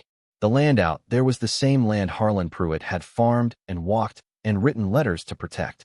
It had not changed because of him. It had not remembered him. It was simply land, indifferent and enduring, the way land always is. But the hatch had been there. All that time, the hatch had been there. She heard, very faintly, through the conference room door, the sound of Ruth Delaney beginning to cry. Not loudly, not desperately. The quiet cry of an old woman reading her father's handwriting for the first time in 63 years, hearing a voice she had thought was gone forever saying the things he had sealed away because he needed them to survive until she was ready for them. Nora stood in the hall and let her. Outside, the canyon was very still. The dry creek bed caught the morning light and held it. Somewhere in the distance, a hawk circled on the thermals rising from the heated rock, patient and unhurried, going nowhere in particular and getting there by the slowest route available. She thought about the steel boxes. Claude had opened them all that morning before starting on the coins. Using a set of slim picking tools he carried in a soft leather roll with the ease of someone for whom old locks were a practical consideration rather than a dramatic one. The boxes had contained what she'd hoped and more than she'd anticipated. Additional documentation, mostly. Copies of the original county water rights records with annotations in Harlan's hand. A letter from a state legislator dated 1953 acknowledging receipt of a complaint Harlan had filed about the acquisition process, and at the bottom of the second-to-last box, something she had not expected. Silver certificates. Old paper currency, pre-1965, the kind that had been backed by silver reserves before the government changed the system. 140 of them, in denominations of $5 and $10, worth their face value in silver at the time Harlan put them there, and worth considerably more now as collector's items. She had passed them to Claude, who had handled them with the same methodical care and noted them in his ledger without comment. And in the last box, a single photograph, sealed in a wax paper envelope. A family, 3 people, standing in front of a house. A man, broad-shouldered, with the same upright quality as his handwriting. A woman beside him, her hand on his arm. And in front of them, a girl, maybe 10 years old, squinting slightly into the sun with an expression that suggested she had been told to smile for the photograph and had found a compromise between compliance and her own judgment. Ruth, 10 years old, in front of the house that no longer existed on the land that the government had taken. Harlan had put her photograph in the last steel box. He'd sealed it in wax paper against 60 years of moisture and sealed the box with a lock and sealed the box inside a concrete vault under a creek. And he had done all of this so that the evidence of his daughter's life on his family's land would survive him. So that someone, someday, would be able to look at the photograph and see that a real girl had stood in front of a real house on real land that had been in her family for 47 years before it was taken. Nora had carried the photograph into the appraisal room and set it on the table in front of Ruth without saying anything, and Ruth had looked at it for a long time without picking it up, and then she had picked it up and held it with both hands and said, her voice entirely level, "I didn't know this photograph existed. I thought there were no photographs from the canyon. My mother packed what she could, and there were no photographs in what she packed." Claude had given them a moment, and then continued with the coins. Nora stood in the hallway and thought about all the things Harlan Pruett had sealed into that vault, and the one thing he had sealed it for. The coins and the documents and the silver certificates and the legal arguments were the architecture of a claim he believed was just. But the photograph was the reason. He had sealed the photograph because he needed his daughter to know that her childhood on that land was real, that the land was real, that the wrong done to them was real, even if he was not alive to tell her. The door to the conference room opened. Eli came out, his face carrying the particular composure of someone who has witnessed something that will settle inside them slowly over a long time rather than all at once. He looked at Nora. She read a lot of it aloud, he said. Not all of it. Just parts. Nora nodded. He wrote about the split rock, Eli said. In the letter, he described the location of the vault by the split rock and the juniper. And then he wrote that if she ever stood there and looked toward the creek, she'd be standing on the exact spot where he used to fish when he was a boy. He said the water was cold even in summer because it ran from the canyon shade. The hallway was quiet. Through the window at the end, Nora could see the canyon rim, the sky above it very blue, the light falling clear and direct on the red rock face. She must have come close, Nora said, when she tried twice in her 30s. Eli nodded. She said she stood at the road both times and looked toward the creek, but it was running full, and she couldn't get close enough to find the marker. She said she almost gave up the second time. She said she told herself it didn't matter, that whatever was there was gone. She said she almost believed it. Almost, Nora said. Almost, Eli agreed. He was quiet for a moment, leaning against the hallway wall with his arms crossed in a posture that was unintentionally very like Nora's own. She noticed it and decided not to mention it. The state compliance office is going to want a full report, she said. He nodded. What happens to the vault? The structure itself. She had been thinking about this. The vault was on federal land. The contents belonged to Ruth by any reasonable reading of who had put them there and why. The structure itself was more complicated, built into federal land without a permit, predating the federal acquisition, existing technically in a legal gray area that Vincent and the compliance office and possibly a federal judge would need to spend time sorting out. But she had a thought about what she would recommend when they asked her, which they would because she was the ranger of record on the discovery. She thought they should preserve it, not fill it in, not cap it, not classify it as a drainage hazard and seal it with concrete. Preserve it as what it was, a structure built by a man on his own land to protect what was his, existing now as the clearest possible evidence of what had happened here, of the kind of thing that happened to families across the American Southwest when government acquisition projects ran through their land in the middle of the last century. Evidence, just as Harlan had intended. Eli looked at her. You're going to fight for that, she said. I don't generally pick fights I haven't already figured out how to win. He almost smiled. Then he looked back toward the conference room door, still closed. She's going to be okay, he said. She's sad, but she's okay. She said she's been carrying the not knowing for 60 years, and the knowing, even the sad parts of the knowing, is lighter than that. Nora looked at her son for a long moment. 14 years old, standing in a hallway on a summer Saturday because he had decided this was where he should be, which was the exact same quality that had made Harlan Pruett build a vault instead of walking away and made Ruth drive out twice in her 30s to look for a hatch she couldn't reach. The stubborn, quiet insistence on the thing that was right, even when the distance to it was long. She thought, I have done something right, raising him. Outside, the canyon was very still. The dry creek bed caught the morning light and held it.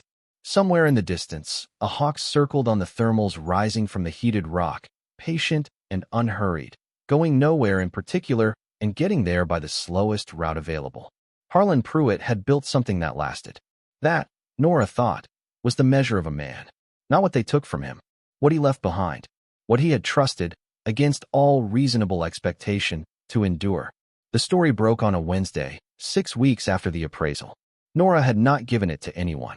She had been careful with information, knowing that the legal case Vincent was building required a certain quiet to develop properly, and that press attention before the federal government had received formal notice of the claim would complicate things in ways Vincent had specifically asked her to avoid. She had told no one outside the small circle of people who had been present from the beginning. She had filed the required compliance documentation with Priya's office, which was confidential by regulation until a legal action was initiated. Somehow, the story found a reporter anyway. It almost always does. The Copper Basin Courier ran at first, a paragraph on the inside page of the local section, the kind of item that gets written when someone at a city council meeting mentions something in passing and a reporter with good ears is in the room. The headline was modest. Historical find in Dry Creek could spark federal water rights dispute. The facts were vague, the sourcing unnamed, the tone appropriately cautious for a paper that had been covering the same county for 80 years and had learned not to get ahead of itself. But the paragraph was enough. By Friday evening, it had been picked up by the Arizona Republic, which ran a longer version with better sourcing and a photograph Nora had taken of the open hatch, which had appeared somewhere without her providing it. And by the following Monday, she had 17 voicemail messages from journalists, 3 from documentary producers, 1 from a law professor at the University of Arizona who wanted to write about the case, and a single handwritten note slipped under her office door at the reserve station that said, in Pete's handwriting, "See me when you get in." She saw him when she got in. Pete was behind his desk with his hands flat on the surface and his face carrying the expression of a man who has spent a weekend being told by people above him in the organizational chart that something he called infrastructure is the subject of a front-page story in the state's largest newspaper. He looked tired. More than that, he looked the specific tired of someone who has had to revise their understanding of their own judgment and found the process unpleasant. "I owe you an apology," he said. Nora sat across from him. This was not what she had expected him to say. She let it sit for a moment to make sure she'd heard it correctly, and in the silence Pete pressed his lips together and nodded as if confirming that yes, that was in fact what he'd said. "I dismissed what you found," he said. "I made a decision based on what I expected it to be rather than what you were telling me it was." That was wrong, and it nearly resulted in a significant historical find being missed. She looked at him for a moment. She thought about the 7 seconds she always used to wait for his decisions to shift and whether this moment qualified, and decided it did not, because what Pete was doing right now was not reconsidering.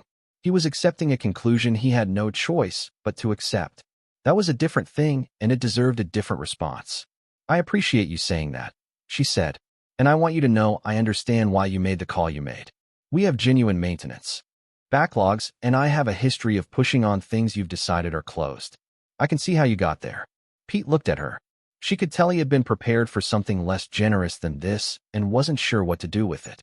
People who expect retaliation when they offer an apology and don't get it are briefly unmoored by the absence of the conflict they were braced for. Pete spent approximately 4 seconds in that state, and then he recalibrated, and Nora could see him deciding that her generosity was something he could either accept gracefully or complicate by saying something unnecessary. And to his credit, he chose gracefully. "The regional office wants to meet with both of us next week," he said, "about the compliance protocols going forward and about the reserve's role in the ongoing legal matter. I've been asked to communicate that your handling of the discovery has been formally noted as commendable." She said nothing. "They also asked me to let you know that the supervisor position in the Eastern District that's been open since Marlowe retired, they're interested in speaking with you about it." Pete looked like he was working at keeping his voice level. The Eastern District covers Copper Basin and 3 additional reserves. It's a significant step up. She looked at him for a moment. She said, "I'll have the conversation." She did not tell him yes. She drove the eastern fence line for the rest of that shift and thought about it the way she thought about things that mattered, in the background, while her hands did the work of documenting washouts and checking trail markers, while the canyon walls threw their shadows, and the hawk she'd been seeing all summer worked the thermals off the red rock face. She thought about the job she'd done for 11 years and whether she was ready to move up and away from the field. And she thought about what Harlan Pruett would have thought about someone offering him something that required leaving the land he loved, and whether the two situations had anything useful to say to each other. She thought they did, because Harlan had not left his land to escape it. He'd left it because they made him. He'd spent the preceding 4 years doing everything in his power to stay, building his vault, writing his letters, preserving his evidence. He had not given up on the land. He had simply understood that sometimes the fight for what you love requires operating at a remove from it, and that operating at a remove is not the same as abandoning it. She thought she could do the same. Be a supervisor who kept field hours, who used the wider authority of the position to protect more of what she loved, rather than a ranger with deep knowledge of one fence line. The land would not disappear because she stopped driving the eastern route personally. Other rangers would drive it. She would train them to stop when the shape was wrong. She thought they did. The reporters were persistent in the way that news people are when they have a story that has emotional weight and financial specifics and an underdog with a good face. Nora gave 2 interviews. One to the Arizona Republic journalist who had broken the wider story, a careful woman in her 40s who asked good questions and listened to the answers without interrupting, and one to the reporter from the local Courier who had run the first paragraph and deserved the follow-up. Both interviews she gave sitting in her truck at the east parking area of the reserve, with the canyon visible through the windshield, which was not calculated, but which both journalists commented on. The Republic story ran on a Sunday under the headline, "The Ranger, the Vault, and 70 Years of Silence." It told Harlan Pruett's story from the homesteading forward, included a reproduction of one of his letters to the Federal Acquisition Office, quoted Vincent on the legal significance of the water rights documentation, quoted Ruth on what it had meant to receive her father's letter, and ended with a paragraph about the interpretive sign that would be installed in the spring. The photographs were good. The photograph of the hatch opening was the one that spread most widely online, shared by people with captions about patience and perseverance and the long arc of things eventually coming right. Nora read the story once and did not read it again. She did not follow what happened to it online.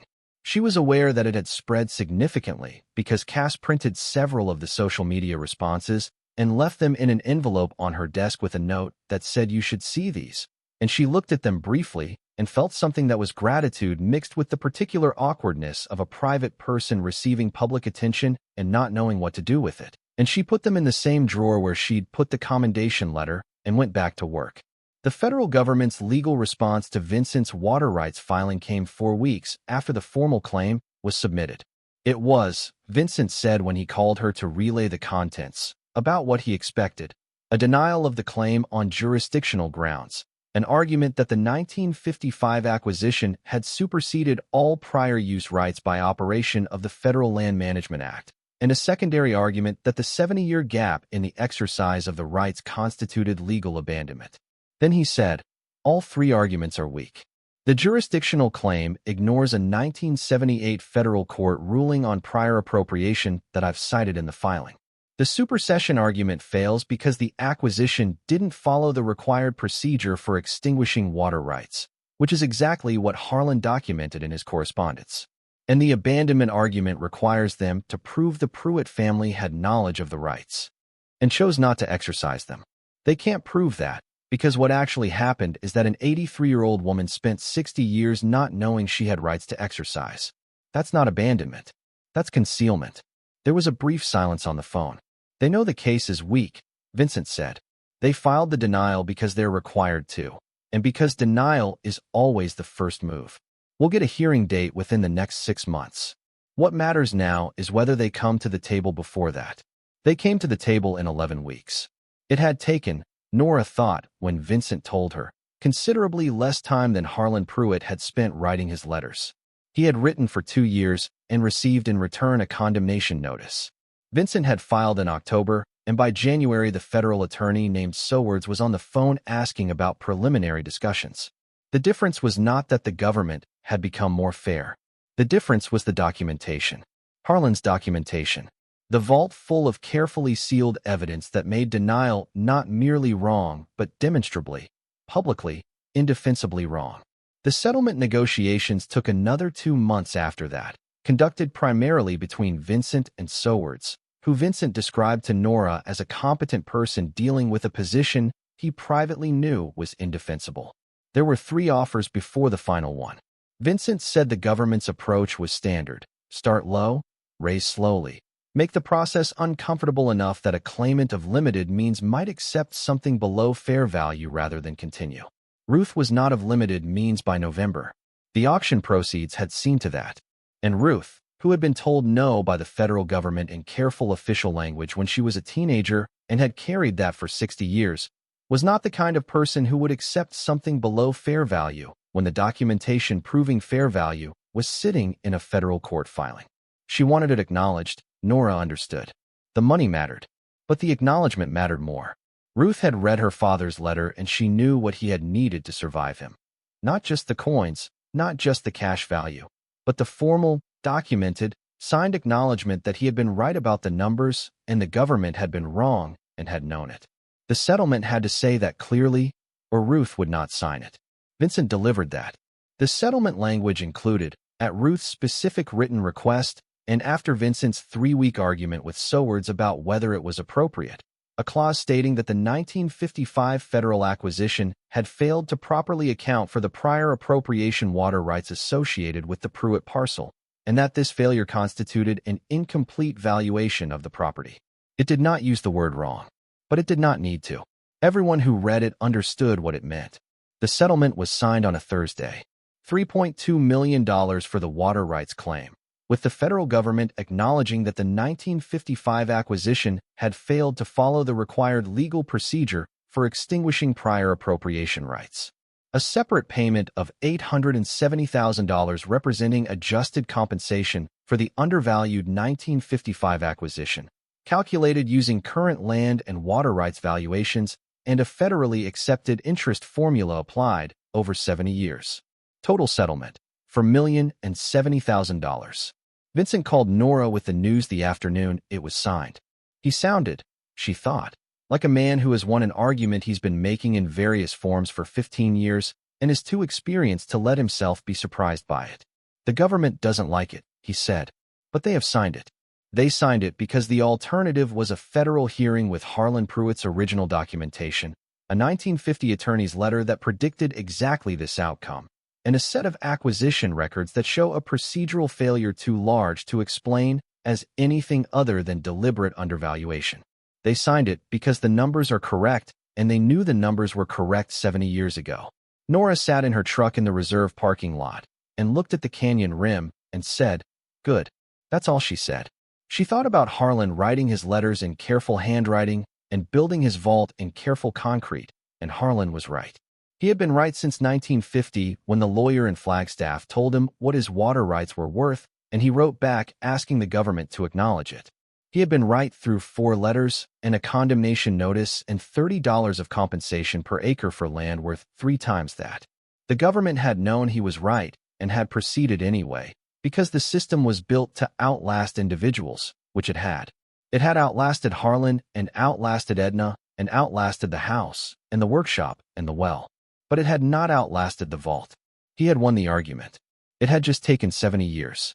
The auction for the coins happened in November, handled by a specialist house in New York that Vincent had connected Ruth with, and that Cass had helped coordinate the logistics of shipping, a process that took 2 weeks and involved more paperwork than Nora had filed in any given year of her rangering career. The 1933 double eagles were the centerpiece. 18 coins, individually graded, individually certified, individually presented in the auction catalog with a 2-page provenance note that told the story of Harlan Pruett and the vault and Owens Creek with the kind of spare factual precision that made the story land harder than any embellishment would have. The auction ran on a Tuesday. By the Thursday morning after, Nora knew the results because Ruth called her at 7 in the morning, which was earlier than Ruth usually called, and the first thing she said was, "Sit down." Nora was already sitting. She said so. The 1933 double eagles together, Ruth said, brought $11 million for $100,000. Nora did not respond for a moment. The remaining 1,440 double eagle coins, the silver dollars, and the silver certificates together brought an additional $6.2 million in a secondary auction that ran alongside the main event. Ruth paused. "With the government settlement," she said, "and with what I've conserved from the sale of my house in 2019, I am now in a position I have not been in since we left the canyon. A position my father believed I would eventually be in. I don't say that to be dramatic. I say it because I want you to understand what it means to me that someone stopped their truck on a Tuesday morning and walked toward a shape in the mud." Nora thought about the lizard on the fence post, about the crack in her front step she'd been meaning to fix, about the air conditioning in her truck that had been out since June. "You would have found it yourself," Nora said. "I tried twice," Ruth said, "at a time in my life when I had the physical ability and the money to try. I didn't find it. You found it 11 years into working that land because you knew what the land was supposed to look like and you noticed when it was different.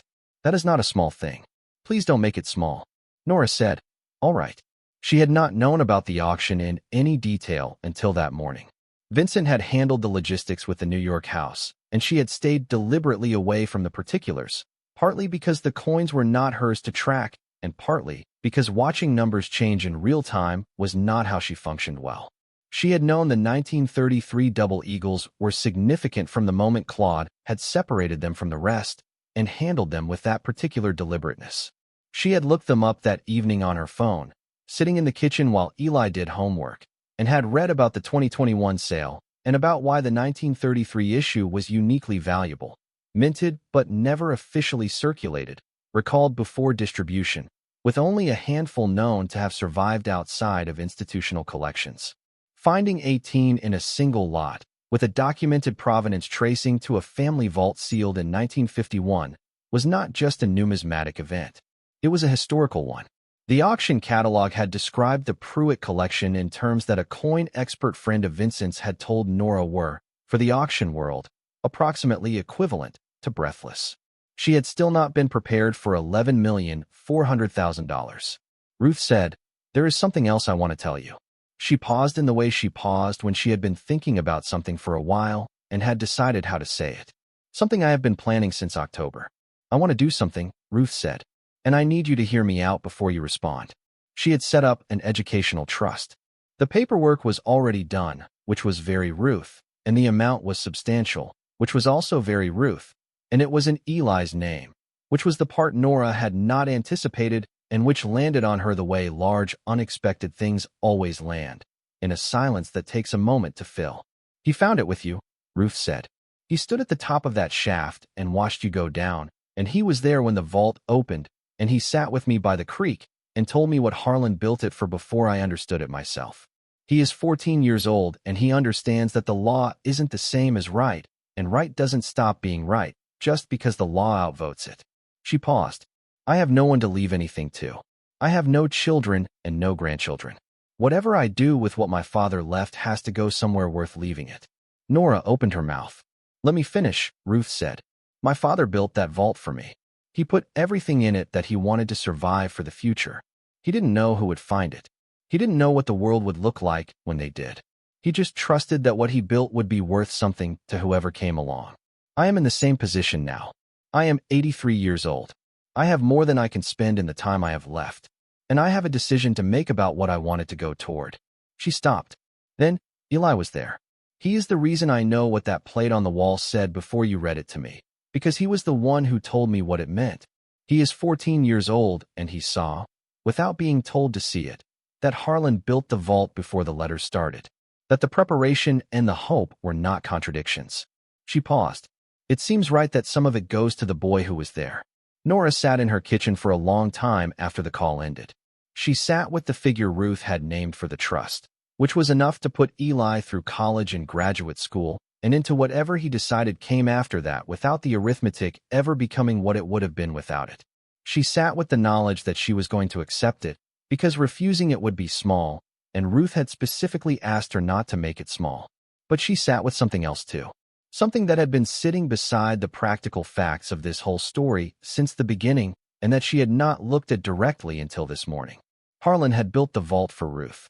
He had put everything into it, and then he had died 6 years after leaving his land, 60 years before anyone found what he left. He had not known whether Ruth would be alive. He had said in his letter that he hoped she would be and that he believed she would be, but he had not known. He had built the thing anyway. That was an act of love made entirely in the dark. No guarantee of outcome. No visibility on whether the right person would find it, or whether the person who found it would know how to reach Ruth, or whether Ruth would still be alive to receive the call. Just the act of building and sealing and stamping a name and a year and trusting that the world would eventually produce the convergence of a Drought and a stopped truck and a ranger who noticed the shape was wrong. She called Eli into the kitchen. He sat across from her at the table where they'd spread the photocopied documents of Harlan's land records 2 months ago, and she told him everything. He listened without interrupting, which he was good at, and when she finished he was quiet for a moment. Then he said, "She didn't have to do that." "No," Nora said. "She didn't." He was quiet again. Then, "I'm going to write her a letter." Nora said, "I think that would mean a great deal to her." He did write it that night. For pages in his careful handwriting. Nothing like Harlan's upright, deliberate script, but careful in its own way, the handwriting of a boy who understood that some letters are worth writing slowly. She saw him at the table after dinner, the kitchen quiet around him, and she did not interrupt because she had the particular instinct that mothers develop for when their children are doing something that belongs entirely to them. She read no part of it, asked no questions about it. It was his letter. He put it in the mailbox before school the next morning. She watched him do it from the kitchen window, a tall boy in a jacket that was getting too short in the sleeves, walking back up the driveway in the cool pre-dawn, and she felt something settle in her chest that had been unsettled for most of the 2 years since Marcus left. Ruth wrote back within the week. The response was 4 pages too, blue ink on cream paper, and she sent it directly to Eli rather than to Nora, which was correct. Nora saw the envelope when Eli brought it in from the mailbox and set it on the table and looked at it for a moment before opening it with the particular care of someone handling something they want to get right from the first moment. He read it at the table and did not tell Nora what it said, and she did not ask. He looked up when he finished. "She writes better than you," he said. "She does," Nora agreed. He folded it carefully back along its original creases.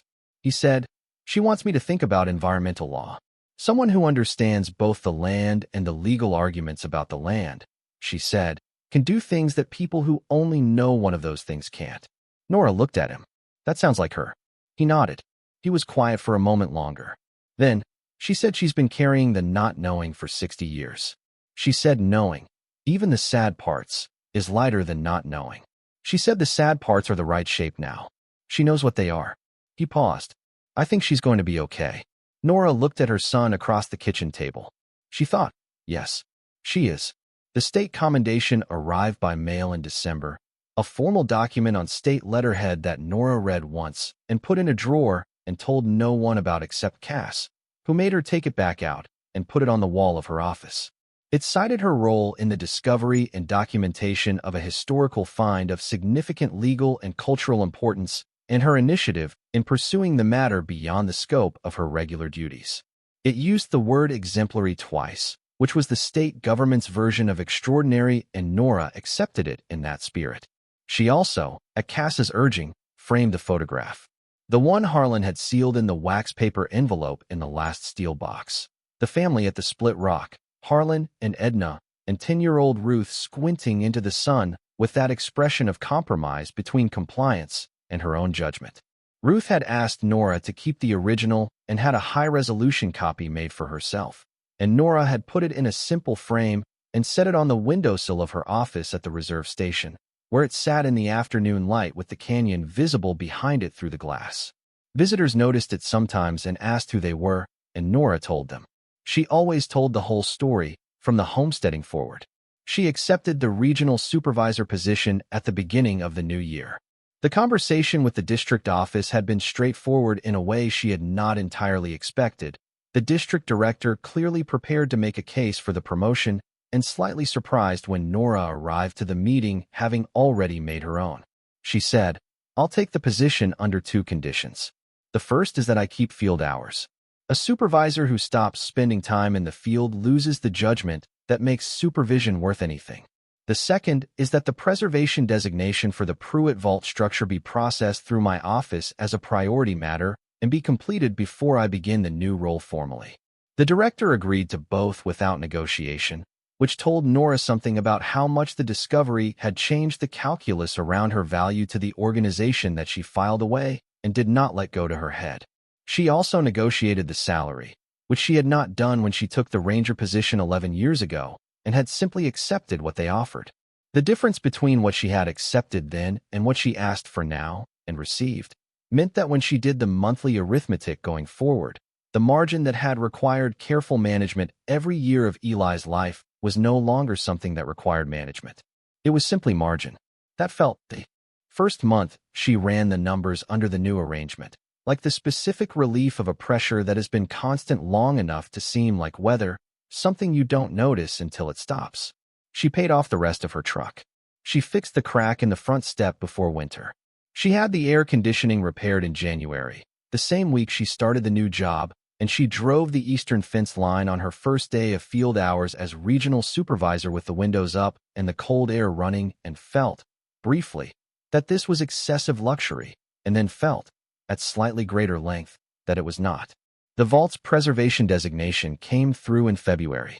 The State Historic Preservation Office issued a formal finding that the structure represented a site of significant historical importance, documenting the Pruett family's resistance to the 1955 federal acquisition and the method by which Harlan Pruett had preserved evidence of his family's legal claim for subsequent generations. The finding recommended the site be protected in perpetuity and that interpretive signage be developed to explain its history to visitors of the reserve. The interpretive signage was Nora's project. She worked on the text for 3 weeks, going through 7 drafts, showing each one to Ruth by mail, and accepting Ruth's corrections on 3 of them. Ruth's corrections were always precise and small. A word changed here, a date clarified there, and once a substantive addition, a sentence about Harlan's grandfather that Nora had not known, and that Ruth said she was sorry she hadn't mentioned earlier. She had simply not thought of it until she read the draft and saw where it belonged. The final version told the story in 400 words, from the 1908 homesteading to the 1955 condemnation to the vault's construction to its discovery in the summer drought of the prior year. It ended with Harlan's words from the steel plate bolted to the vault wall, the ones she had read aloud to Ruth down the shaft on the morning of the full opening, and which Ruth had confirmed were exactly the words she would want on the sign. She drove to the sign shop in the county seat with the approved text herself, and she was there when they cut it, and she drove the sign back to the reserve in the bed of her truck under a tarp. Cass saw her unloading it in the parking lot, and came out to help without being asked, and they carried it between them to the equipment shed where it would stay until the March installation. Cass set her end down and looked at it for a moment, the text facing up. He was going to put this on the wall regardless, Cass said. Whatever it took. He just needed someone to find it. Nora looked at the sign. He had a vault, she said. We have a sign. The principle is the same. Cass considered this for a moment. Then she said, do you think he knew? When he sealed it, do you think he understood what he was actually doing? That it would matter 70 years later? Nora thought about it. The journals. The careful letters. The vault built with a dehumidifying system assembled from mining handbooks. The wax paper envelope sealed inside the steel box, inside the oilcloth, inside the concrete chamber under the creek. A man who spent 4 years writing to the government in careful handwriting and building a vault in careful concrete at the same time, not because he expected both to succeed, but because one was the argument and one was the evidence, and the argument might fail while the evidence survived. He knew the argument might not work in his lifetime, she said. He built the vault because he wanted the evidence to outlast the argument. He just couldn't know who would find it or when. He trusted the structure to do that part. Cass was quiet for a moment. Then she said, that's a lot of faith to have in a concrete box. Nora said, he was a man who built things right. I think he trusted his own work. They put the sign in the equipment shed and went back to work, and the sign sat under its tarp through February and into March until the installation day came, and they carried it to the creek bed in the early morning with the canyon still cold and the desert showing its first uncertain green. On the first Saturday of March, they drove out to install it. Nora and Cass and Eli and Ruth, who had made the 4-hour journey again without comment on the difficulty of it. Dev drove. The morning was cooler than their previous visits, the desert showing the tentative green of whatever scrub growth the winter rains had encouraged. The creek was still dry, which the hydrologist said would be the case through at least the coming summer and possibly the one after. They walked to the hatch in the same order they always did, Nora and Cass carrying equipment, Eli close to Ruth, Dev at the rear. The canyon was still in the morning way that felt less like absence of sound and more like deliberate quiet, the kind you find in places that have learned to hold things without speaking them. Cass bolted the post into a concrete anchor she and Nora had installed the previous week, and she mounted the sign to the post with practiced efficiency while Ruth and Eli stood a few feet back and watched. The sign faced the hatch, so that anyone who came to stand beside the vault would also be standing beside the words. When it was done, they all stood for a moment in the particular silence of something finished. Ruth stepped forward and stood before it. She read it all the way through, quietly, her lips barely moving, the way people read things that matter to them. When she reached the engraved words from the steel plate, the ones about the evidence and the remedy, she said them aloud. Her voice was clear and carried no drama. She read them the way they were written, with the weight of a man who meant them.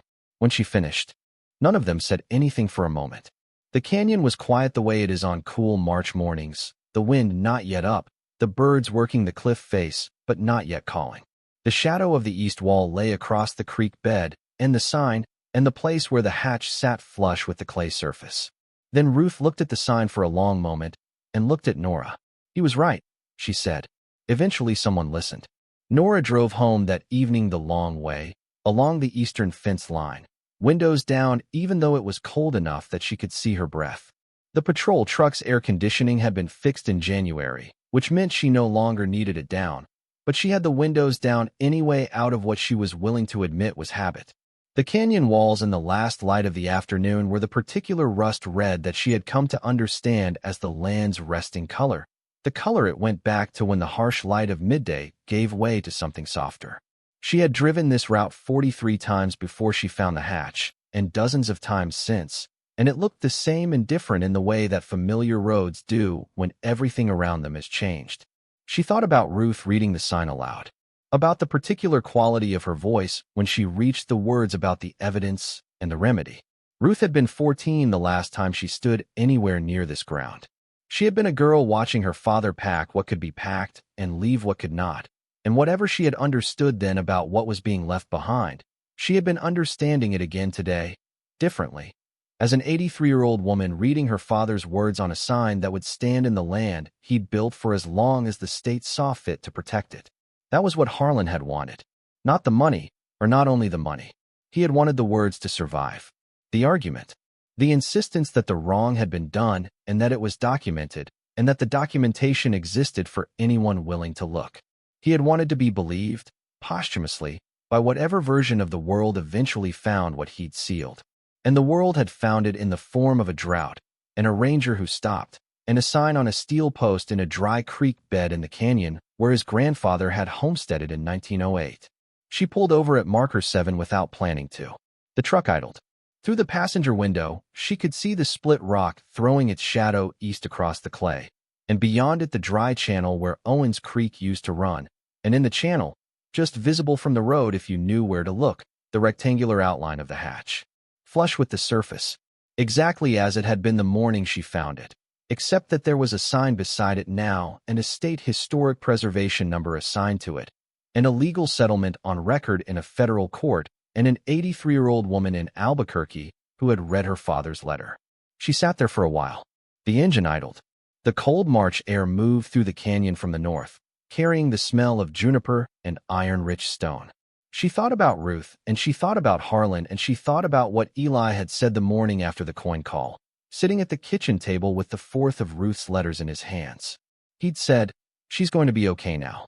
Not just okay in the money way, in the other way. Like she finally got to finish something she's been carrying since she was 14. Nora had said, "Yes, I think that's right." He had looked at her across the table. "Is there something you need to finish?" He said, "Since we're talking about it." She had looked at him. She had thought about the divorce and the financial margins and the decade of careful management and the air conditioning work order that kept disappearing into Pete's desk. She had thought about the feeling she'd had the morning she found the hatch, the ordinary alertness of someone doing a job they knew well, and the specific shift of attention that came with the wrong shape in the mud. She had thought about the 11 years and what they'd built in her, the capacity to know this land as she knew it, which was not nothing, which was in fact the most precisely earned thing she owned. "I think I've been finishing it all along," she had said. "I just couldn't see the whole shape yet." Eli had thought about this. "Like a vault," he said. "From the outside it just looks sealed." She had laughed at that. He was not always wrong. She sat at marker 7 until the light went below the canyon rim and the color drained from the rock face, and the air turned the flat gray of early desert evening. A coyote called somewhere to the south, one high note, and then nothing. The ravens were in early, already settled on the cliff ledges for the night, dark shapes against the lighter stone. She thought about the things she'd been carrying for the past 2 years. The divorce arithmetic, the monthly margins, the worn edge of the choice she'd made to stay on land she loved for wages that required her to think carefully about every expenditure. She thought about the morning the work order for the air conditioning had disappeared into Pete's desk again, and she had driven the eastern fence line with the windows down and almost not stopped. She was glad she had stopped. That was the simplest version of it. She was glad she had gotten out of the truck and walked towards something, because the shape was wrong, and a ranger who stops noticing when the shape is wrong has stopped doing the job that matters. Harlan Pruett had built a vault because he was a man who noticed when the shape was wrong, when the government's valuation did not match reality, when the law was being used to do something the law was not supposed to do. He had not been able to fix it in his lifetime. But he had built something that outlasted his lifetime, and the shape of it, visible in a dry creek bed on the right morning with the right light, had been wrong enough that someone noticed. That was what perseverance looked like, she thought. Not the dramatic kind, the concrete and steel kind, the kind that does not require anyone to witness it and does not stop being real when no one is watching. The kind that builds something capable of surviving 70 years of creek water and 3 weeks of record drought, and a supervisor's dismissal, and a work order that gets buried on a desk and emerges on the other side still sealed, still intact, still carrying what it was meant to carry. Ruth had her father's answer.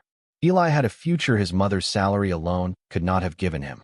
The record showed that the government had done a wrong thing and had been held accountable for it, 70 years late, but held accountable nonetheless. The vault stood in the dry creek bed with a sign beside it, telling the story in 400 words, and Harlan's own. And Nora drove home along the eastern fence line in the cooling March evening with the windows down and the smell of sage and cold rock coming through the truck, and she felt, for the first time since before the divorce, that the arithmetic of her life added up to something she had not finished with yet, that there was more ahead than behind. That stopping the truck had been the first movement in a sequence she was still in the middle of and would be for a long time. She turned off the fence-line road and onto the reserve road home. The lights of the government house appeared through the junipers. She could see the kitchen window lit, which meant Eli was at the table, which meant he was either reading or doing homework or both. She pulled into the driveway and sat in the truck for a moment with the engine off and the cold quiet of the desert settling around her. She thought about Harlan, in the evenings, writing in his journals at the kitchen table, writing about the creek running high and the irrigation strong and the harvest good, and then writing about the letters, and through all of it going out after supper to the creek bed and building something that would say, to whoever found it, this was here. This was real. This was ours. She got out of the truck and walked inside. Eli looked up from the table. He had a letter open in front of him, which she recognized as Ruth's handwriting, blue ink on cream paper. The fourth letter Ruth had sent him since the day he put his own letter in the mailbox before school. She writes better than you, he said. She does, Nora agreed. She said she's been thinking about the journals, he said. Harlan's journals. She's going to have them transcribed, so there's a proper record. She asked if I wanted to read them when they're done. What did you tell her? He looked at her across the kitchen. Yes, he said. Obviously yes. She put the kettle on. She stood at the counter while it came to heat and thought about all the letters that had been written in this whole long story. Harlan's 4 letters to the Federal Acquisition Office, careful and immovable, stating the same truth in 4 different attempts to be heard. The letters Ruth had received over decades from a government that addressed her father as a former property holder. Eli's letter to Ruth. Ruth's letters back. Her own compliance reports and field documentation and the coverage request forms she had submitted for the vault's preservation. All of it letters. All of it the specific human belief that if you put the right words in the right order and directed them at the right person, something would shift. Harlan had been wrong about that in his lifetime. His letters had not shifted anything, but they had become the foundation on which Vincent built the argument that shifted everything 70 years later. The letters were not wasted. They were just slow. She poured the tea. She set Eli's cup beside his letter from Ruth. She sat down across from him at the table where the documents of Harlan's life had once been spread in the lamplight, and the kitchen was warm, and outside the desert was doing what the desert does, enduring in its patient and unhurried way, carrying its history in the shape of its rock and the silence of its dry creek beds, waiting for the next person who stops to notice. She had found what Harlan Pruett left, and in finding it, she had found something of her own that she hadn't known she was looking for. The reminder that the land speaks if you know how to listen, that what endures is not always loud, that a quiet woman driving a fence line with the windows down, noticing the shape is wrong and stopping to see why, can change the ending of a story that started before she was born. There are people like Harlan in every generation, people who refuse the unjust price, people who build their evidence carefully and seal it against the weight of years and trust that eventually the conditions will change and the thing they left will find the person it was meant for. Most of them are never found. Most of what they seal stays sealed, because the drought never comes, or the person who passes doesn't stop, or the shape is missed in the wrong light on the wrong morning. But some of them are found, and when they are, it matters. Not just for the numbers, not just for the legal record, but for what it confirms about stubbornness and patience and the long, quiet argument that right doesn't stop being right just because the system outvotes it. Outside, the canyon was waiting the way it always waited, in silence and without urgency, older than anything that had happened in it, carrying what had been given to it without judgment. The dry creek bed lay exposed under the stars. The split rock threw no shadow in the dark, and in the channel, flush with the cracked clay, the hatch sat sealed and preserved and formally protected, telling anyone who came to stand beside it, this was here. This was real. This was ours. The kettle had gone cool. She didn't mind. Eli had put Ruth's letter back in its envelope and was reading something else now, comfortable in the kitchen quiet, present without requiring anything. The house was warm. The juniper trees outside the window were dark shapes against the lighter dark of the sky. She sat at the table for a long time after that, not thinking about anything in particular, just present in the room with her son and the warm kitchen and the desert outside the window, and that was enough. That was more than enough. That was the thing Harlan had sealed everything away to give his daughter, not just the money and the legal argument and the documentation, But the possibility of an evening exactly like this one, quiet and held, everything in its right shape, nothing unresolved. She stayed until Eli went to bed. Then she turned off the lights and stood one more moment at the kitchen window, looking out at the stars. In the spring, she learned, Ruth had made a final decision about the money. A portion of the settlement, $300,000, would be donated to establish the Harlan J. Pruett Land Heritage Fund, administered through a nonprofit Vincent had identified, which would support legal challenges on behalf of families whose land had been acquired by federal or state action with incomplete or disputed valuations. The work Harlan had tried to do through letters, other families would now be able to do through lawyers, funded by money the government had eventually been forced to return. Nora thought it was exactly right. Not the only right thing, but exactly the right one. Harlan had believed that if you told the truth clearly enough to enough people, eventually someone would listen. Ruth had listened. And now the money that had been taken from the Pruett family was going back into the world in the form of other families being heard when they otherwise would not have been. His letters, 70 years delayed, had become seed money for other letters. Other arguments. Other refusals to accept the unjust price. The fund's logo incorporated a simple image, a steel hatch, half open, light coming through from below. Nora had it as a screensaver on her work computer. Cass noticed and said nothing, which was the most eloquent response available. Thank you so much for watching until the end. If you love this story, check out the other videos on your screen now. I think you'll really enjoy them. And don't forget to subscribe if you haven't already. See you in the next story.